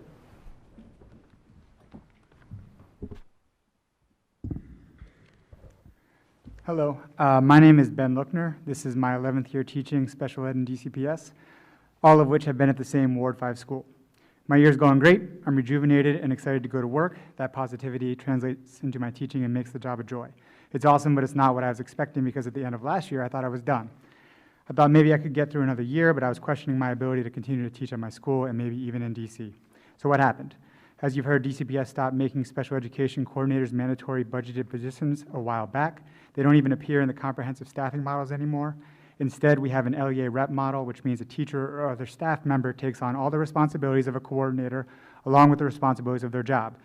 I had been the LEA rep for our pre-K through 8th grade school for a while, but starting midway through the 17-18 school year up until this year, I was the only LEA rep and the only special ed teacher for grades 6 through 8, a major change because I had always had a colleague in the middle school. Last year, I was in over 120 meetings during the school day. I met with parents, teachers, service providers, and attorneys, advocating for our students and representing our school and district. But I'm a teacher, and I had a large caseload to provide resource and inclusion services for in reading, writing, and math. A good day in the LEA arena, say a meeting where I diffused tensions between a team member and an attorney, was met with the realization that I had missed student services for that day. Similarly, a good day of teaching could have me coming up for air at 3:30 p.m. realizing I forgot to schedule a meeting or call back a parent about an urgent transportation request. In writing that last paragraph, I found myself asking, was I just bad at my job? Should I have been doing more? And that's the bad part, because when put in an impossible situation, and even when knowing how impossible the situation is, and when doing so much every single day to stay above water, I still found myself doubting my self-worth and my professional abilities despite results. This year I have a colleague in the middle school, so I can focus only on math. I split the LEA rep duties with our new assistant principal. I see my kids at the same time every day and teach the lessons I plan because I'm not in so many meetings. And wow, how amazing it has been to be able to set into the grind of teaching and really work with my students day in and day out and see them grow. I'm doing what I signed up for, and it's great. There's still room for improvement. The sad joke I tell is that I went from being in an awfully underfunded position to being in a moderately underfunded position, but our special ed hours show we need additional teachers based on the comprehensive staffing model, and I'm optimistic that we'll get that since numbers don't lie. I still prep 3 resource rooms with modified grade level content, IEP goal work. I plan with 2 teachers for 3 inclusion classes. I LEA rep for grades 5 through 8, and I prepare for my caseload's IEP meetings.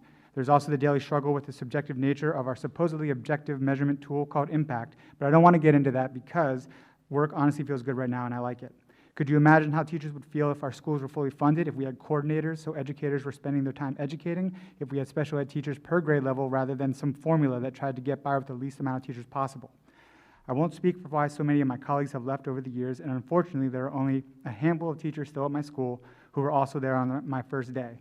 But I can speak for myself and why I almost left, and how even pointing the needle slightly in the right direction had a drastic impact on making me want to stay. Let's move that needle further.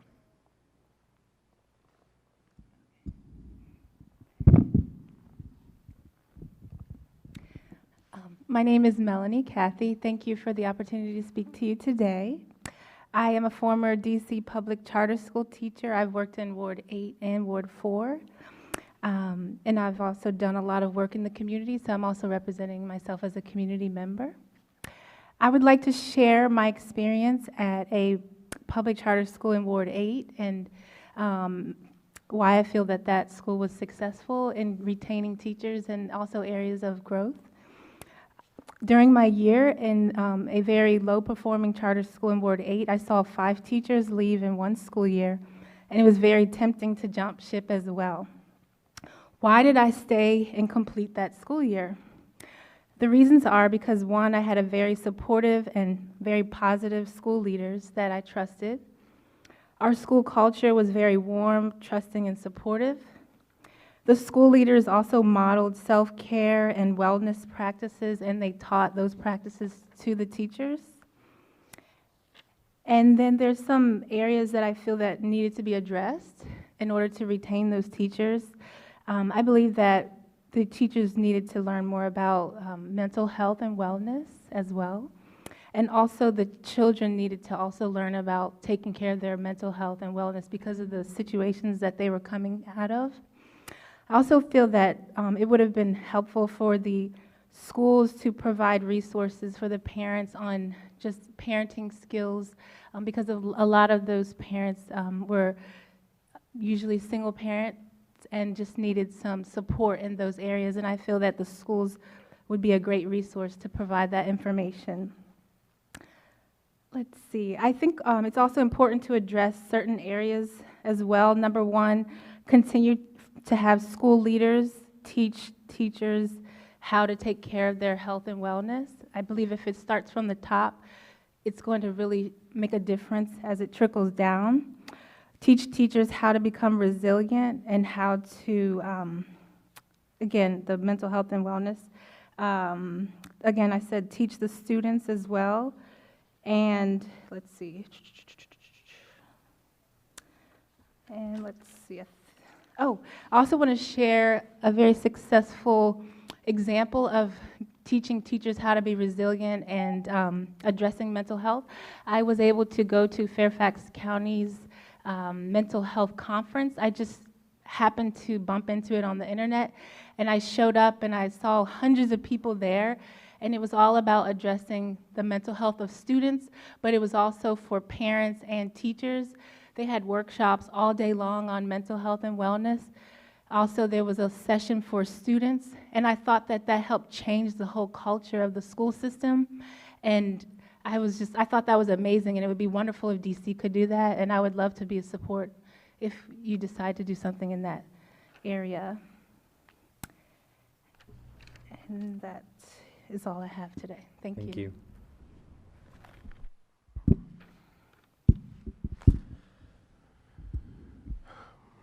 Good afternoon, State Board of Education. Thank you for the opportunity to be able to appear before you again. I'm here to give testimony concerning teacher attrition in the District of Columbia and how this impacts our scholars and families. Some known factors that exist that influence educators' decision to leave education in a district include lack of support and mistreatment, prejudice and discrimination based on sexual orientation, and safety concerns, just to name a few.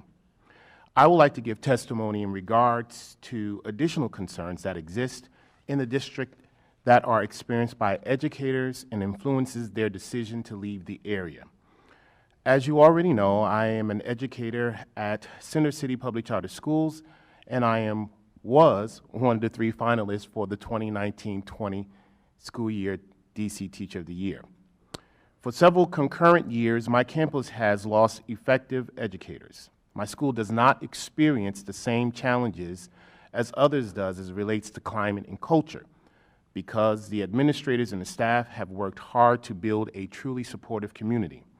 Although my school is an amazing place to work, we still experience turnover each school year.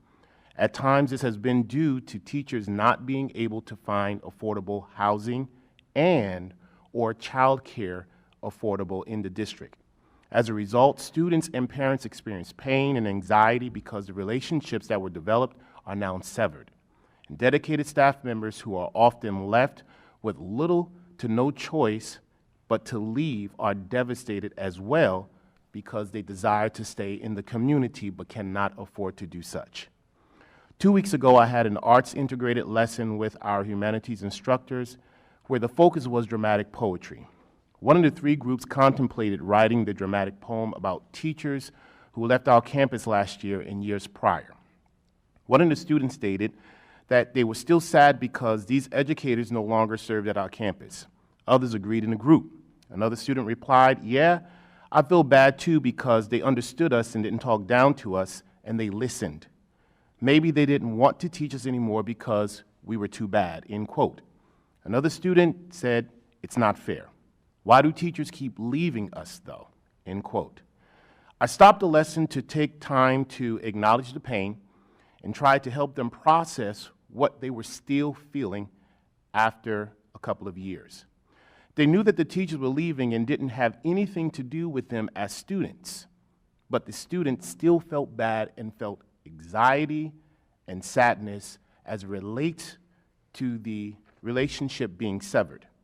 And to a student who's already experiencing separation anxiety because a parent is incarcerated, for example, it feels like their teachers don't love them and that they're not worth staying there, so the trauma is real. When an effective and caring educator severs a healthy connection, children experience anxiety and feelings of abandonment. They also may be losing a content expert who has given them high-quality education and support. Parents also feel helpless. No parent desires to see their child in pain and not being able to remedy the situation. The stability of the community becomes broken. A great gulf remains that for some is never repaired, and for others, it builds distrust and hesitance to form intimate bonds that can assist children in their achievement in the classroom. Anything that affects a child's social, mental, and emotional well-being in a negative manner is a crisis. I implore this committee to help remedy this crisis that is being experienced by our students and families. There are numerous issues that lend to attrition in the district. Please do not overlook affordable housing and child care for educators as well. A viable plan of action and execution must take place post-haste if we are going to build better schools and communities in the district as we minimize trauma to our students and their families because of attrition. Thank you.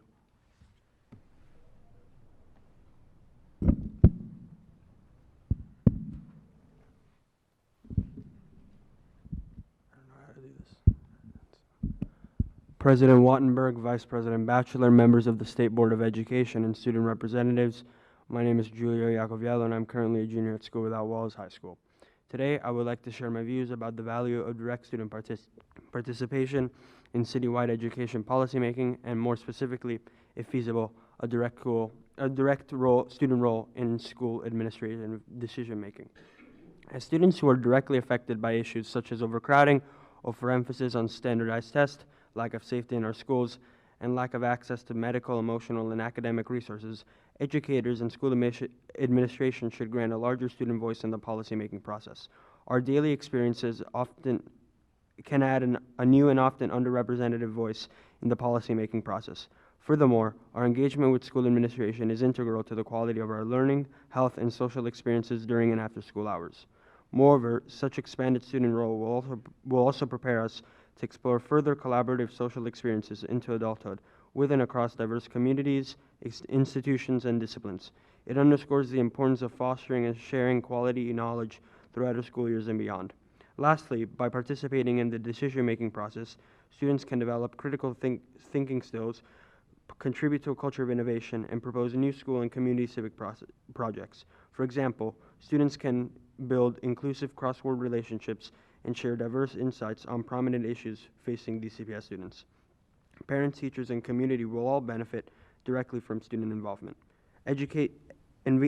Engagement with us in education issues will foster a deeper sense of community and inspire broader collaboration on issues that matter most to us, as it is essential to a democratic policy-making process and an engaged society at large. As the Brookings Education Institute once said, just as the future of schools depend on their schools, the future of schools depend on their students. Thank you. Dr. O'Leary. Yes, Mr. Iacoviella. Dr. O'Leary, if you could turn your mic on. Thank you. That was very good. Okay, that was your first step.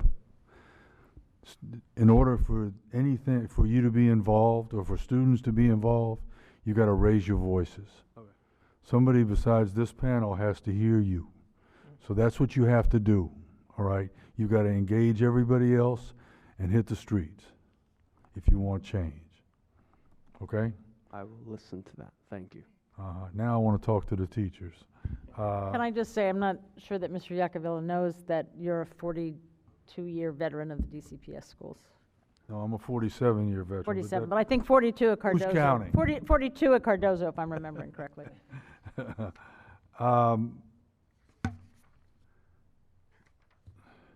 Mr. Lookner, I wrote down the difference between overworked and overwhelmed.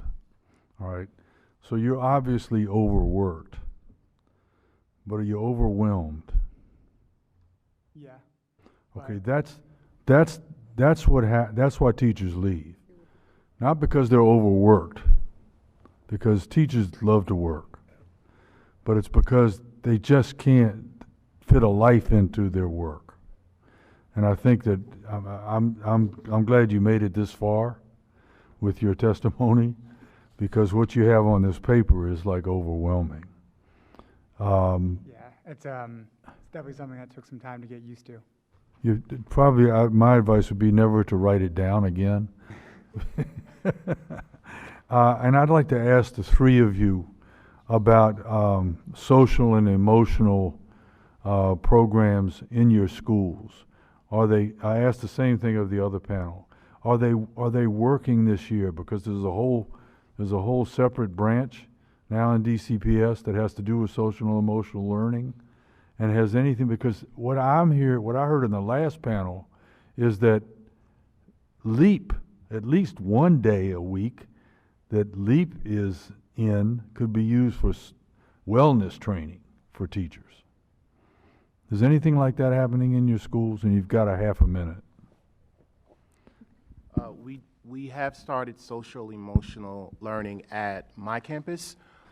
We have touched on it in the past of the last couple of years, but it is formalized as of this school year, and good. It has been helpful to both the staff as well as our students. Great. Just recently, I was at a school in Ward 4, and there was a big push on social and emotional learning, and it was actually a new concept for me, and it was really helpful, and I actually have been motivated to learn more and implement it. So Thank I you. think it's very helpful. There's a pretty big push for PBIS in my school right now, but a lot of what we're doing is coming from what the teachers are implementing, seeing a gap, and then adding that on to what we already have to take care of. And if we don't do it, it's not going to be done, or it's not going to be done in the way that we think is going to be effective, because we're the ones that are with the students every day. Thank you. Thank you, Dr. O'Leary. Mr. Batchelor. Thank you, and thank you to our educators for coming. I think we've heard all evening. I think a wealth of both anecdotal information, but also solutions-oriented conversation around how we can better support our educators, and I thank you all for that. My one question, actually, and I get the feeling that some other of my colleagues will need a little more time, so I also reserve a balance to gift. But my only question is actually to our student member. In terms of student voice, and I think you know that the board thinks that student voice is very important, which is why we invest a lot of time in enriching our student members and members of our student advisory committee. What tangible ways do you think students could be a part of the decision-making process at the school level? And then if you have any suggestions, how could this board be a better steward of student voice? So in my experiences serving on different community initiatives relating to education, I think there's two main aspects. Number one is outreach. I think a reason why there isn't enough student voice is because the students are not aware enough about, why am I important in the community? Why does my voice matter? So I think to ensure that the voices are adequately heard, I think one of the aspects is going to students, talking to them, why are they important? I mean, I think the way we do that is not only through the council or the board, but also through students ourselves. We could have students go to different schools, talk to them, why is it important to, volunteer? Why is it important to, have our voice? Because our voice is unique. And I think on the aspect of what the board and the council can do, I think the board has done a very good job in ensuring that student voices are heard. I think on the school level, I think School Without Walls, my school, what's done in the past, that we've elected representatives to the HSA, we've had student government, we've had class leaders sit down with principals and other leaders from our school and contribute that student voice. And I think in the larger community, I think one of the ways we can do it is, again, as I said earlier, the board has done a very good job. I think what we can do in terms of, the council, we could have task forces on a variety of issues affecting students, teacher retention, mental and social services, which is very important to us students, I think. So I think it's something that needs to be tackled from all angles for students. For sure, thank you. And to our educators, do your schools just really quickly have student government associations? No.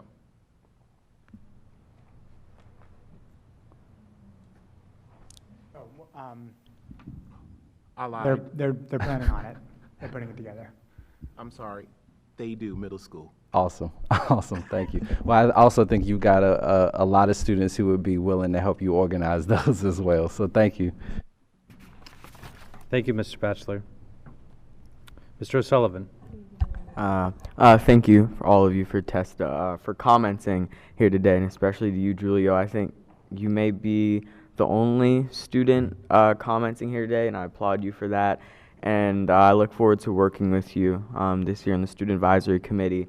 You talked about having students input at the school level, piggybacking on what Marcus said. What would you like to see some of that student input put on? Because I'm aware that at Walls you guys have student governments, and you guys can plan things for your classes, but I was just wondering what more input would you like to see at the school level?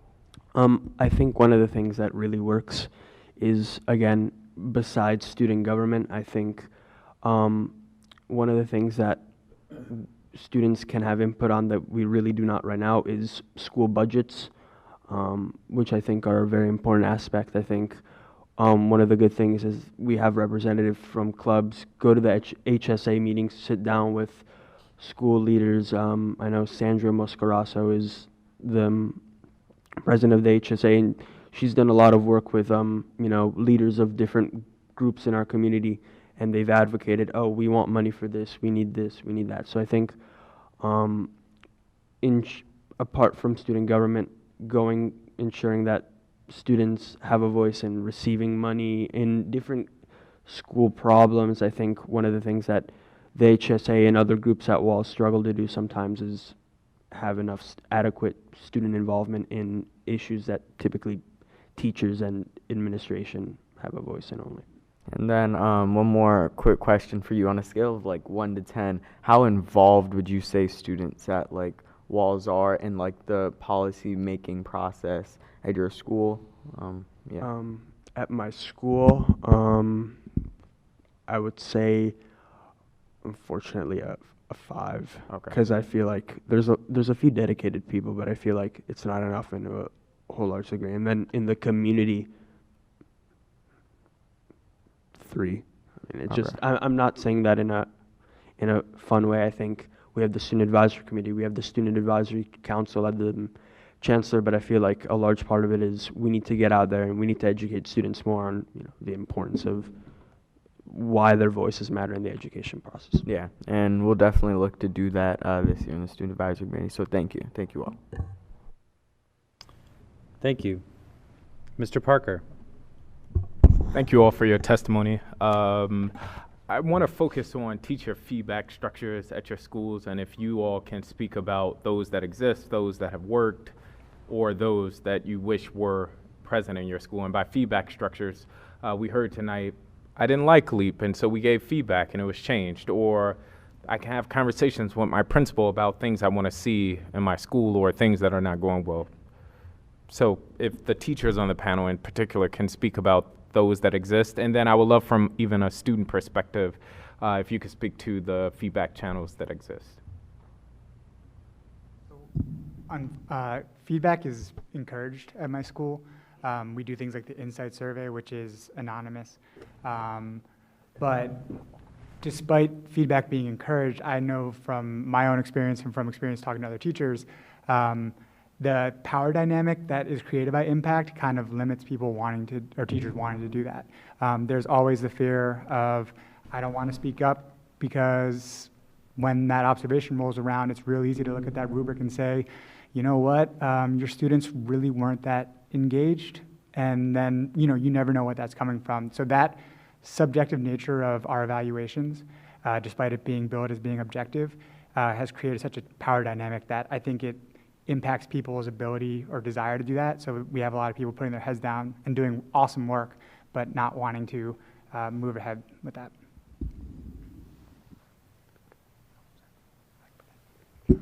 At my school, feedback is like gold.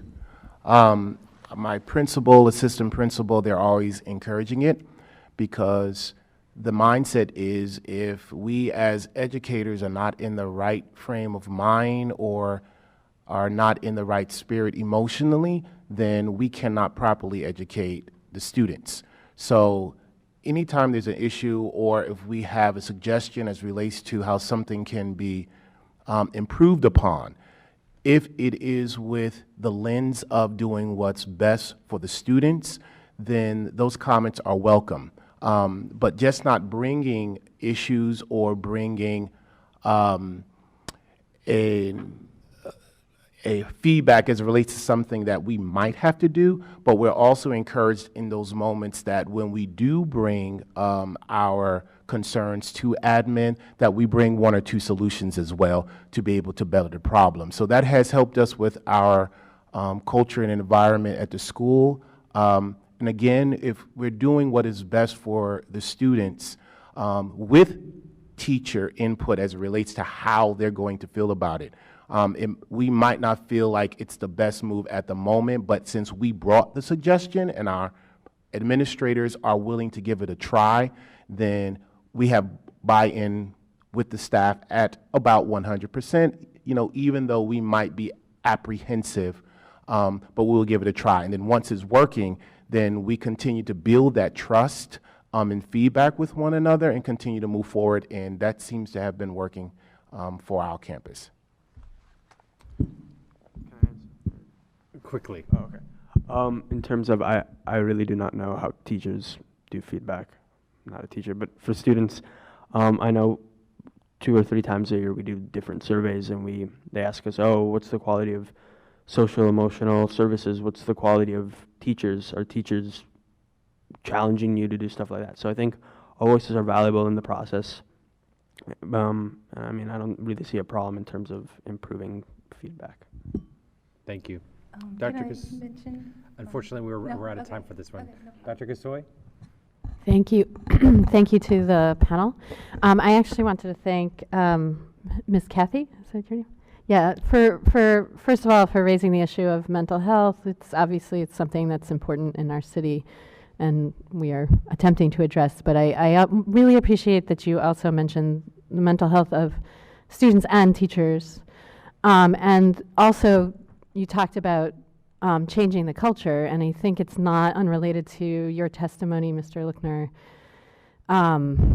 and what has been raised, I think, in the previous panel as well, around a culture of fear and teachers, when you are feeling overwhelmed, not feeling like you can bring that to your superiors or, you know, even necessarily to your colleagues. Like there's this culture of needing to always, you know, be above average, right? Excellent. And so I guess my question to you, you talked very quickly, hard time following, but you talked about this big change for you and how it was related to just having more time to do what you were actually supposed to do. And I was wondering if you could tell us how that happened. Did it have anything to do with you actually expressing the need for that? And if not, what would you advise in terms of like teachers who are in a situation like yours? So I've been active on the LSAT committee through the union for quite some time, so I've been pretty familiar with the budget. And so for, like I said, halfway through the 17-18 school year, there was a personnel change within the building that caused my colleague in the middle school to be moved to a different position. And then we never got that position back. And then that was solidified in the budget. So just being a part of like the LSAT team and advocating for that. But I've spent a lot of time going over the comprehensive staffing model, which has like a series of ratios. So it says like 1 to 24, one teacher for 24 students that has fewer than 11 hours outside special ed services. So if you think about some of our students in the 8th grade who have like 8 or 9 hours of outside, I don't know any teacher that could do could have 24 of those students with that many hours and service that within a school week. And so understanding that, advocating for that, and pushing that, I don't know how the budget got changed and how that correction was made, but I've definitely been trying to raise that issue as much as I possibly can. But even just that little change of going back to where we were beforehand and going back to somewhere a little bit closer has had such a profound effect on my year. It really feels like I'm in a new career right now, and it's wild to say that. And thinking about what we had 11 years ago, we had a coordinator, we had 6 special ed teachers that were covering the school. I mean, it's not like we're asking for this like brand new revolutionary idea. We just need to have the people necessary to teach the students that we are here to teach. Thank you. So. President Wattenberg. Thanks. So first, Mr. Spruill, thank you for reminding us that the issue in every school is not always the same. We've heard a lot of discussion about the working conditions, which clearly are a big issue in a lot of places, but in your school, it really is about the difference between the salary and the cost of living. And that is very useful for all of us to remember, and there's not a single, just like there's not a single professional development model, there's not a single response to this, there's multiple ones, so I appreciate that. And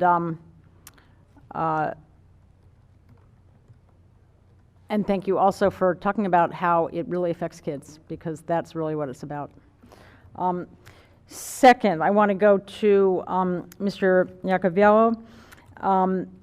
And you talked about how students have insights, and so my question is whether you have any insights to share with us about teacher retention. And it may not be something that you can speak to and see, but how is the retention or turnover at School Without Walls? What is the impact? So at Walls, we don't really have that problem, considering that we have an at-risk rate across K-12 of 13%. It's one of the lowest in the city. So for us, it's not really a problem. I can speak to... But the teacher turnover also is very low? I'm assuming we had one assistant principal which left at my time at Hardy, which had an at-risk, I think it was double that. In my experience, we had about 5 to 7 teachers leave over the course of my 3 years. I think it was 1 or 2 to retirement, but I think the rest were due to concerns I'm not aware of, but I think we can all make assumptions. So in terms of that, I mean, I've been in schools where, you know, teacher retention was a problem. We had a teacher fired. At my time at Hardy, we had a teacher fired because she had issues with admin, and they had to bring the teacher before that who retired, who was 75 years of age. They asked to bring him back, which is quite concerning. So I think as a student at Walls, I don't really have that problem, but at Hardy, I did have some valuable experiences. Can I just very quickly ask each of you, I'll just start there. One of the issues that we heard a lot about last year was permanent subs. And I'm just curious if you can just, was that an issue in your school? Just go down the line, and then I have one more question for you if I have time. Every day. We're looking for coverage pretty much every day. So it's a huge issue. But every day for a different class, or there's a single class that has no teacher for months at a time? That's. Oh, no, not that. What I'm talking about is, like, you know, teachers calling out, and then we're scrambling to get people to come in. We don't have a substitute, and then teachers are using their planning period for coverage. There wasn't a problem with subs, but there's definitely a need for good subs. At my campus, there wasn't any, we had no need for long-term subs. So if someone wasn't out sick, teachers showed up. In one case, yes, we had an AP art history teacher who left mid-year, and we didn't have a teacher for 5 months. For 5 months? Yeah, and they kept scrambling, looking for subs. Okay, thank you. I think I understand the question a little bit better. We had our entire English department leave last year in the middle school, 2 teachers, and it took months to find permanent replacements, and in that time, also getting subs, consistent subs, was a huge problem, and so people were covering like every day during that time too. Thank you. Thank you all very much. Jill Telford, Ronald Thompson, R. Keys, Shanika Hill, Elizabeth Schwartz.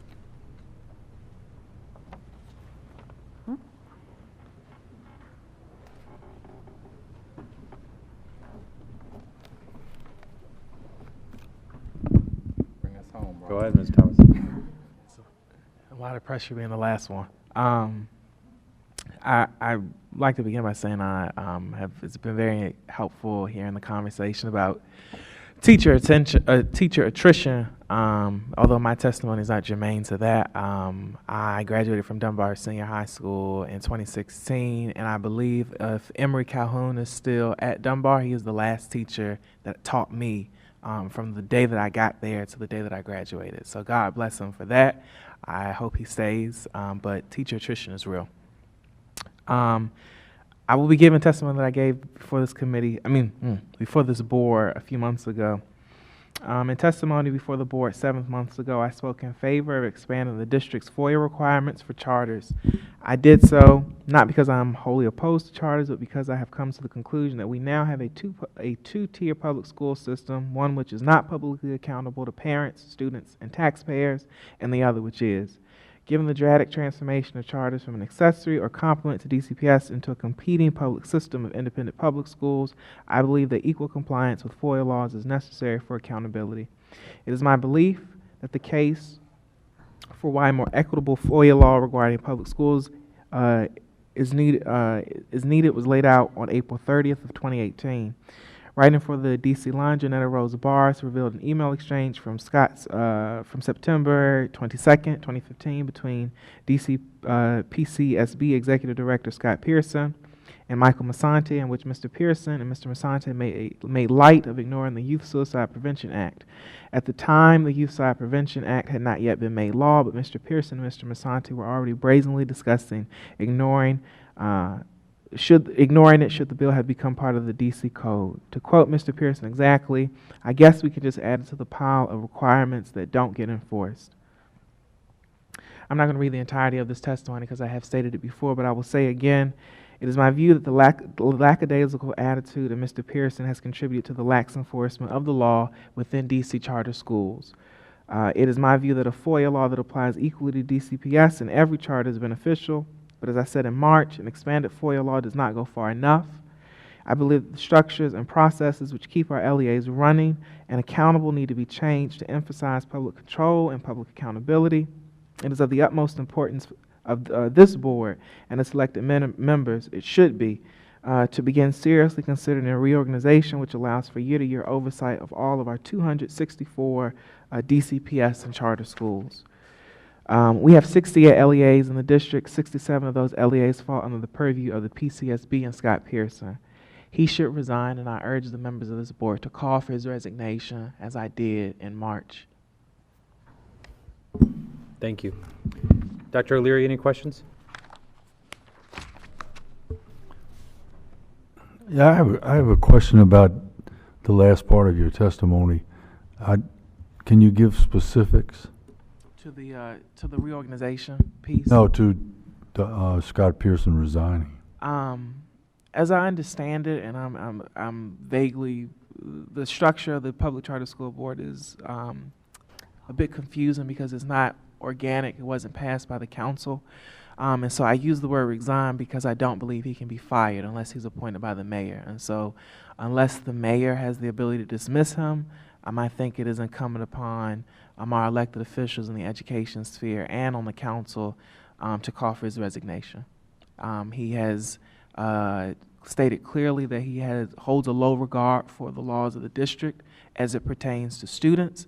At the transparency hearing earlier this month, there was a question asked about some reporting requirement that he admitted that the charter school board, which voluntarily collects this information, that there were tweaks, that they had underreported, what I don't remember exactly what, but they had underreported a very specific set of information that a council member asked, and I wish I had gone back and looked at that testimony to figure out exactly what it was, but it was concerning. Consider his track record in this conversation with the lobbyists. Thank you. Mr. Batchelor. Thank you, and thank you, Mr. Thompson, for sticking around and providing us with that insight again. And I appreciate, I think, your concern around making sure that every school and every person charged with a position of leadership in our city, I think, holds in higher regard the laws that are especially designed to protect our students. And I know you alluded to it, but I never want to let the conversation go by around that subject without evoking the name of Stormaya Denson Jackson, who was failed by adults in her school and failed by a system, even when there were laws on the books designed to protect her. And the unfortunate part is a lot of us, both in leadership but our families, don't get enough information to ensure that all of our schools are protecting our students in the way that they should. And so, I echo your sentiment that we need more infrastructure in place and more transparency and more democratic processes in place to ensure that all folks charged with leadership, especially around protecting and nurturing our young people, are held to the highest regard. So thank you for your advocacy, both in the community, but also for coming into this space and reminding us time and again that as the only publicly elected folks in this city focused on public education and nurturing of our children, that we've got to do better, and we've got to make sure that we hold one another and everyone in this space accountable. So thank you.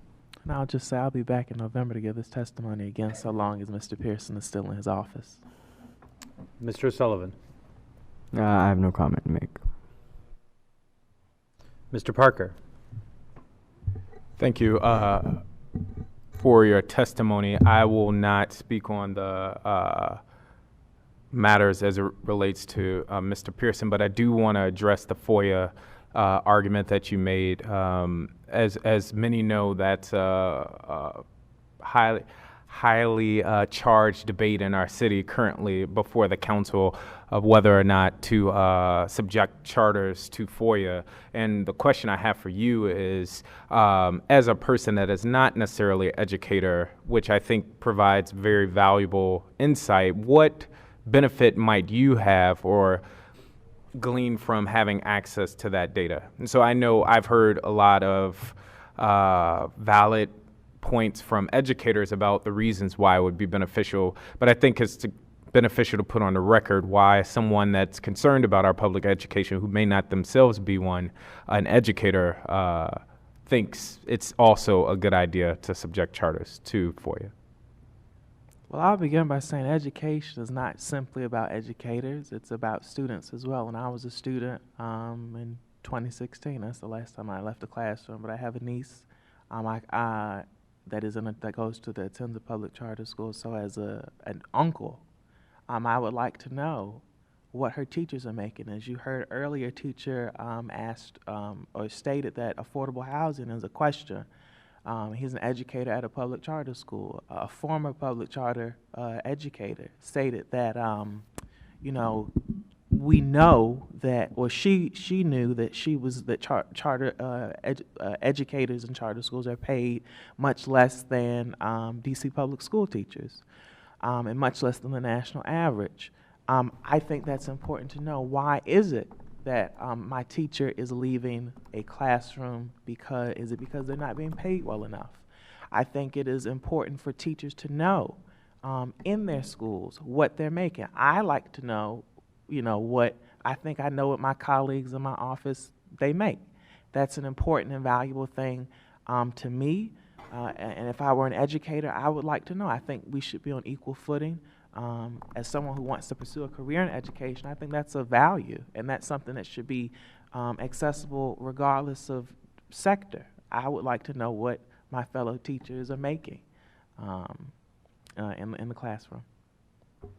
Thank you for that. I will say I think there's a great benefit to the conversation of subjecting charters to FOIA. That is not directly germane to what we're talking about tonight. I've never known what my colleagues have made, even when I was a teacher. I know many people go their entire professional lives not knowing. And so while we can separate issues, just wanting to put forth center that student learning is the reason why we're all here. Dr. Gasoi. Thank you. I echo my colleague, Mr. Batchelor's sentiments. Thank you for sticking around.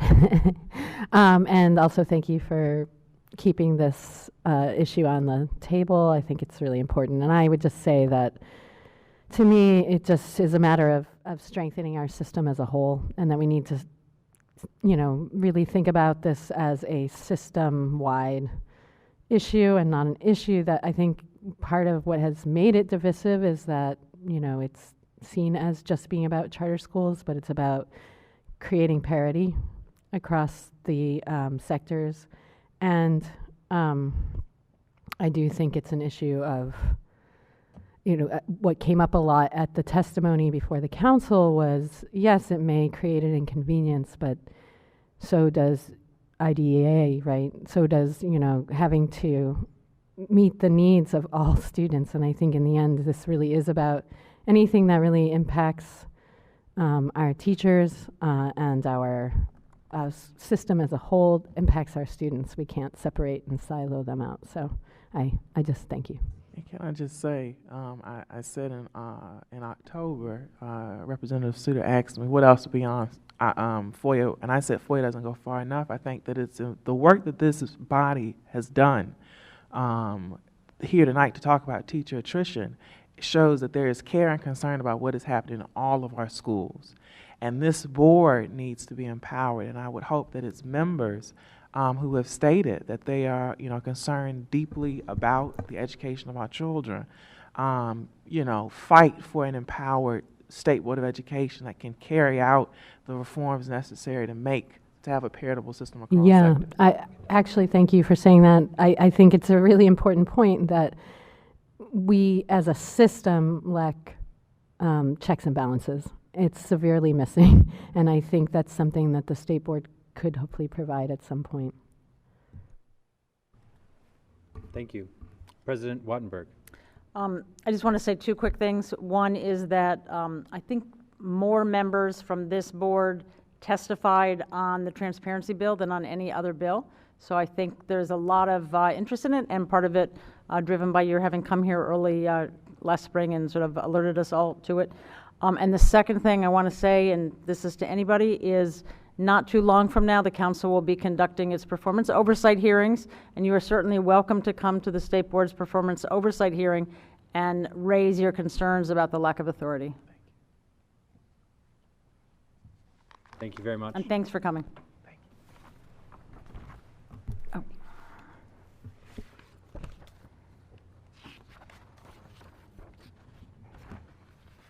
Okay, well, thank you. That was a wonderful collection of testimony. I appreciate it on behalf of all of us very much, and we're going to consider ways to sort of help push it out. The first item we are going to consider for a vote is the updated report on teacher attrition written by Mary Levy. We have included a cover memo as well as responses from DCPS and PCSB as part of the final report to be considered tonight. Is there a motion on adoption of the report? So moved. A motion has been made by Mr. Batchelor. Is there a second? Second. The motion has been seconded by Mr. Parker. Being properly moved and seconded, is there discussion on the report? Yes. Yes. Mr. Parker. Just to do a time check, how much time do I have? 3 minutes. 3 minutes. I'll do it in less than 2. And so I just want to go on the record in saying that I am proud of the work that this board has done now for several years, but also over the course of this year in compiling this second iteration on teacher attrition in the district. I want to thank the board staff who often do the thankless work behind the scenes, who have made this report possible, but also to my colleague, Representative O'Leary, for championing this work on the board and in the public. Teacher retention matters. Teacher attrition matters. Research tells us that we know schools get better the longer we know teachers get better, the longer that they, on average, the longer that they stay in the classroom. We know that DC rates of turnover are too high. And teachers are telling me, and as they've told us tonight, that they are not being adequately supported. I do, with that said, hope that the conversation continues and is expanded. I was struck by the lack of diversity for the teachers that testified before us tonight.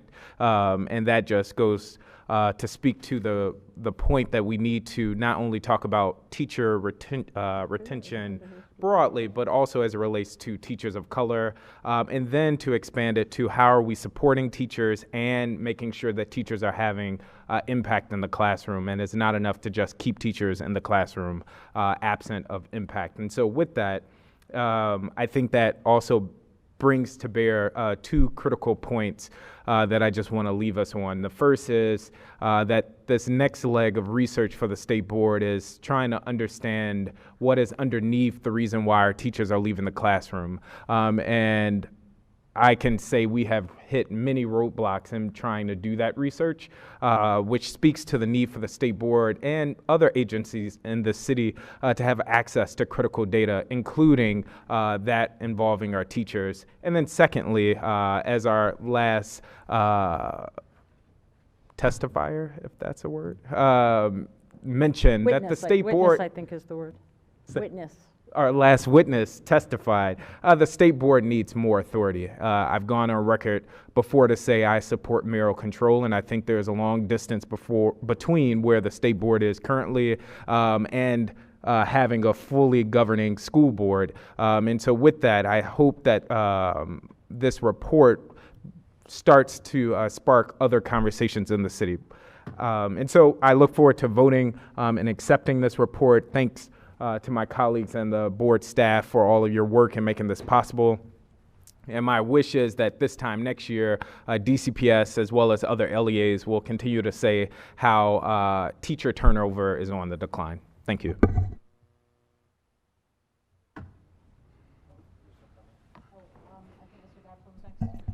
Yeah, thank you, Madam President. And I'll just echo the sentiments of my colleague from Ward 5. I want to thank our staff as well as Mary Levy and the members who have put so much time and effort into this over the course of several years.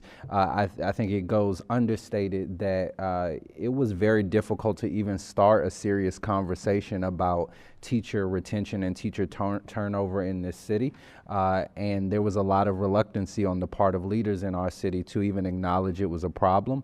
And it was the work of advocates in our community, teacher leaders, and leaders on this board that really brought this to, if not this center, close to the center of education conversations in our city. And so I'm glad that there's being more attention given to this important issue. I'm glad we're talking about solutions, and our hope is that we're excited that we're publishing this next report, but obviously our goal is to make sure that this is a permanent part of the information that is collected statewide. And so as we begin to also pursue those next steps, we appreciate the public support in doing that work as well. So again, I want to thank my colleagues, thank our staff, thank the advocates who've done all this work, and will continue to as we continue this conversation. Who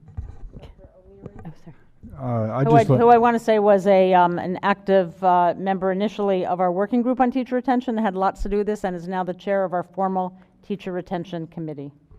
Thank you. I'd like to also thank there's been a sea change in the information that we've received going further with this report, and we really appreciate especially the report from OSSI and from the charters. We're getting more support from the charters all the time, and we hope that we can pull everybody in so that we can find out, because we want to move from concept of attrition to the much more positive idea of retention, because the last part, or the big part of what we're going to do after we find out this information, is how do we retain teachers? We want teachers to stay. We want teachers to be able to stay in the system so that they can mentor new teachers, because new teachers need mentoring, and that's one of the big things that we want to take care of. So thanks to everybody, but it's not done yet.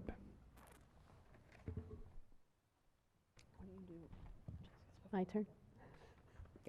Yes, Ms. Gasoi. Okay. So I will echo everything my colleagues have said, and I would just like to also share a quote from James Baldwin, that not everything that's acknowledged can be changed, but nothing can be changed until it's acknowledged. And I just feel very proud of this report and the work that we've been doing, because I think it plays that role in our in our current system, as we said, where we really do need we need more light. And so I think this report does shine a light, and therefore we can start moving forward in a way that will address what many have acknowledged at this point is a crisis, and really gets in the way of being able to do any of the important initiatives that are put in place in our schools. If we don't have teachers who are staying more than 1 or 2 years, really we can't do any of the good work that I think actually is happening in our schools. So I just think this is a really exciting moment, and I'm excited to vote on this. Thank you. It's amazing to see that we're making progress on the issue of teacher retention, because as a student, I know what it's like to, at least last year, come to a class and suddenly find out that teacher's going to be gone for the rest of the year. And all of the progress you've sort of had with that teacher, the relationship you've built, is gone. And that's something that for every student is a tremendous setback, because throughout the course of the year, we build a relationship with our teachers, a positive one, so that we can come back, ask for help when we're not doing well in the class, or that we feel that we have the time to ask for help outside of class. And when we see that teachers are leaving in the middle of the year or at the end of the year, and suddenly we're restarting this entire process, it's never a good feeling as a student. And as a student, being at school, teachers are the adults besides like our parents and our guardians who we're around the most, and those relationships matter. Those relationships matter a lot to every student, and I feel that when we can maintain these positive relationships, we can thrive academically, and we can start to see more positive behavior in school, outside of school, because these teachers play a very important role in our development as people and in school. And I just think this issue of teacher retention is a really important one, and I'm glad to see we're making progress, even though how little it may be. Thank you. Thank you. President Wattenberg, at this time I'll read a statement from Dr. Sutter. Colleagues and members of the public, I regret that I was unable to stay to vote on this evening's resolutions. I left early to attend the first session of the Seating Disruption Fellowship, a program of the Equity Lab, which assembles a diverse group of leaders in Washington, D.C., from organizations doing work in PK through 12 education and in intersecting fields. The goal of the year-long fellowship is to help participants develop skills and knowledge as leaders for equity, build community across racial difference, organizations, and fields, and generate, seed, and catalyze disruptive practices for the purpose of dismantling systems of racial inequality in Washington, D.C. I look forward to bringing what I learned from this opportunity back to the State Board. Were I present, I would cast my votes as follows. For the Teacher Attrition Report, I vote yes to adopting the report. For the Statewide Data Warehouse Amendment Act, I vote yes to requesting that Chairman Mendelson introduce the legislation with the proposed amendment on behalf of the D.C. State Board of Education. While I'm pleased by the recent release of the OSSI TNTP report on the state of teachers in the district and the SBOE's own report on teacher attrition, I think we need a single annual report from a D.C. government entity that both the public and researchers can depend on for reliable information on the state of teacher characteristics, experience, and retention within the district. I hope that the requests outlined in this proposed legislation make for easy annual access to such data for reporting by OSSI. DC Science Cut Scores. I vote yes to approve the cut scores. I applaud OSSI for the inclusion of science educators in the work to develop these cut scores and look forward to the timely release of the science scores on the new assessments later this year. Thank you to all my colleagues. Thank you to Dr. Sutter. I want, in closing, I want to keep to this latter round of culture of being pretty short. And I want to say this. In theory, there are two ways to raise teacher quality. One is you can hire and then fire anybody who does not work out. The other is to hire really well, to train them, to support them, and to keep them. I was just recently reading a research report, which I will pass out to my colleagues and make available, where they actually did a study where they compared schools that hired just the top teachers, hired, fired, and what was the result for those kids' test scores. And I know we don't all totally agree that test scores are the only way, but they're a useful measure. And then they compared that after several years to a school whose goal was not to hire and fire, but to hire well and to train and support and keep. And over the 5 years, it was a 5-year study, it was in that second one that actually the test scores of kids went up more. And of course they did, because even if you got a few more top-rated teachers in those early years, you were constantly replacing the new teachers with more new teachers and more new teachers, and it had a terrible effect both on the kids and it had a terrible effect on the culture of the school. We heard tonight the effect that this high turnover has on students, the trauma it can exacerbate, and the difficulty it creates in building a strong school culture. And so our call from everybody here is really for a model of teacher quality and teacher retention that really is based on hiring well, on training well, on supporting, and on keeping really good teachers in our classrooms. And with that, are we ready to vote on the adoption of the report? Okay, seeing no further discussion. Yes. The amendment, is that part of that? No, that's on the law, that's next. Okay. This is on adopting the report. Okay. And just for everybody's understanding, we adopt a report, frankly, in order to put it in our record. I think everybody here is delighted with the report. In fact, it's not a vote of support, it's a vote to adopt it and put it in the record. So all those in favor indicate by saying aye. Aye. All those opposed, nay. Okay, the motion carries, and thanks to Mary Levy for preparing this report, and thanks to everybody who came to talk about it and its issues today. The next on the agenda, we're going to consider a proposal for legislation to amend the statewide data warehouse, and you heard about it a bit in Dr. Sutter's testimony, so that to clarify and enhance the authority of OSSI to gather and analyze data about District of Columbia teachers, so that we will be in a position every year as residents, as policymakers, as teachers, as parents, to know what is going on in terms of attrition, to have some sense of the overall teacher attrition data, but also to understand on a school-by-school basis, on a ward-by-ward basis, in terms of schools that have higher numbers and lower numbers of at-risk students, what does teacher turnover look like? We need to know that on a regular basis using common vocabulary, and that is really what this is to create. So it will be, we believe, introduced to the DC Council, and we welcome further discussion on the legislation by the public. They will be considering it, I hope. And with that, is there a motion on the proposal for the legislation? So moved. Second? Second. Second. Okay, the motion has been seconded. It's been properly moved. Is any discussion? Okay, well, it's late. That makes sense.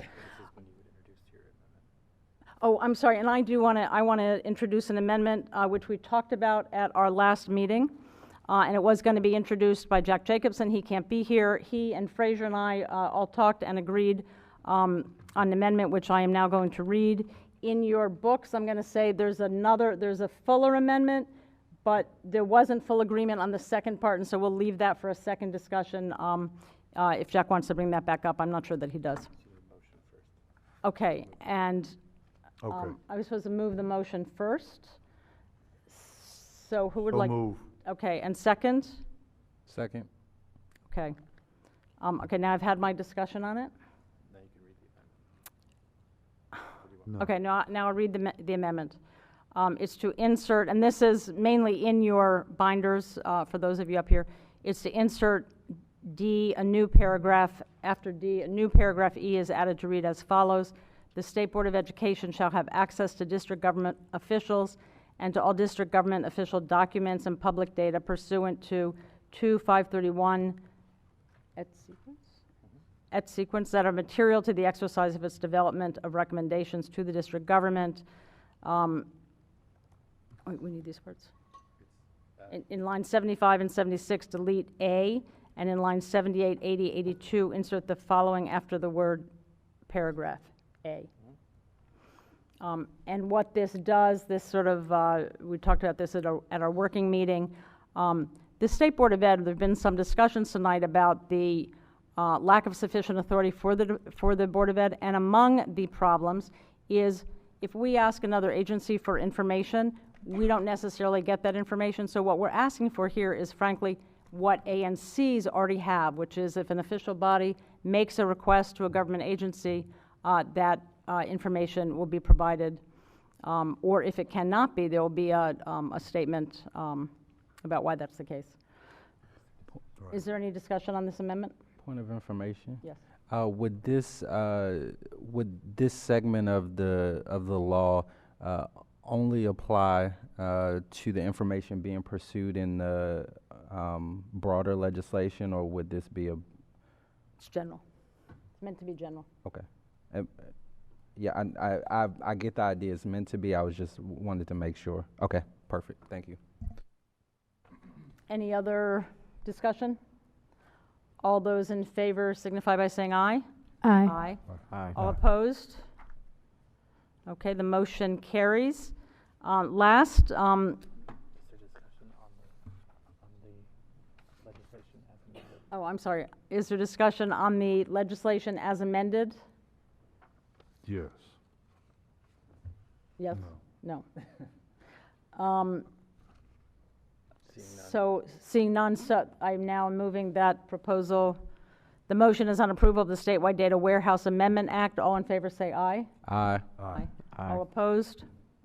The ayes have it. The motion carries.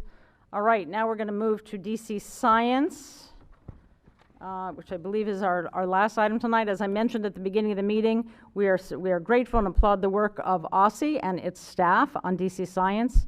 We are excited about the impressive assessment that has been created to measure progress towards the next generation science standards in a strong partnership with the classroom teachers we depend on.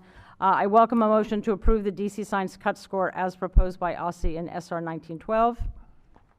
I'd like to make one comment that knowing nothing about science. Can I actually, can we first move it? So Sorry. moved. Okay. Second.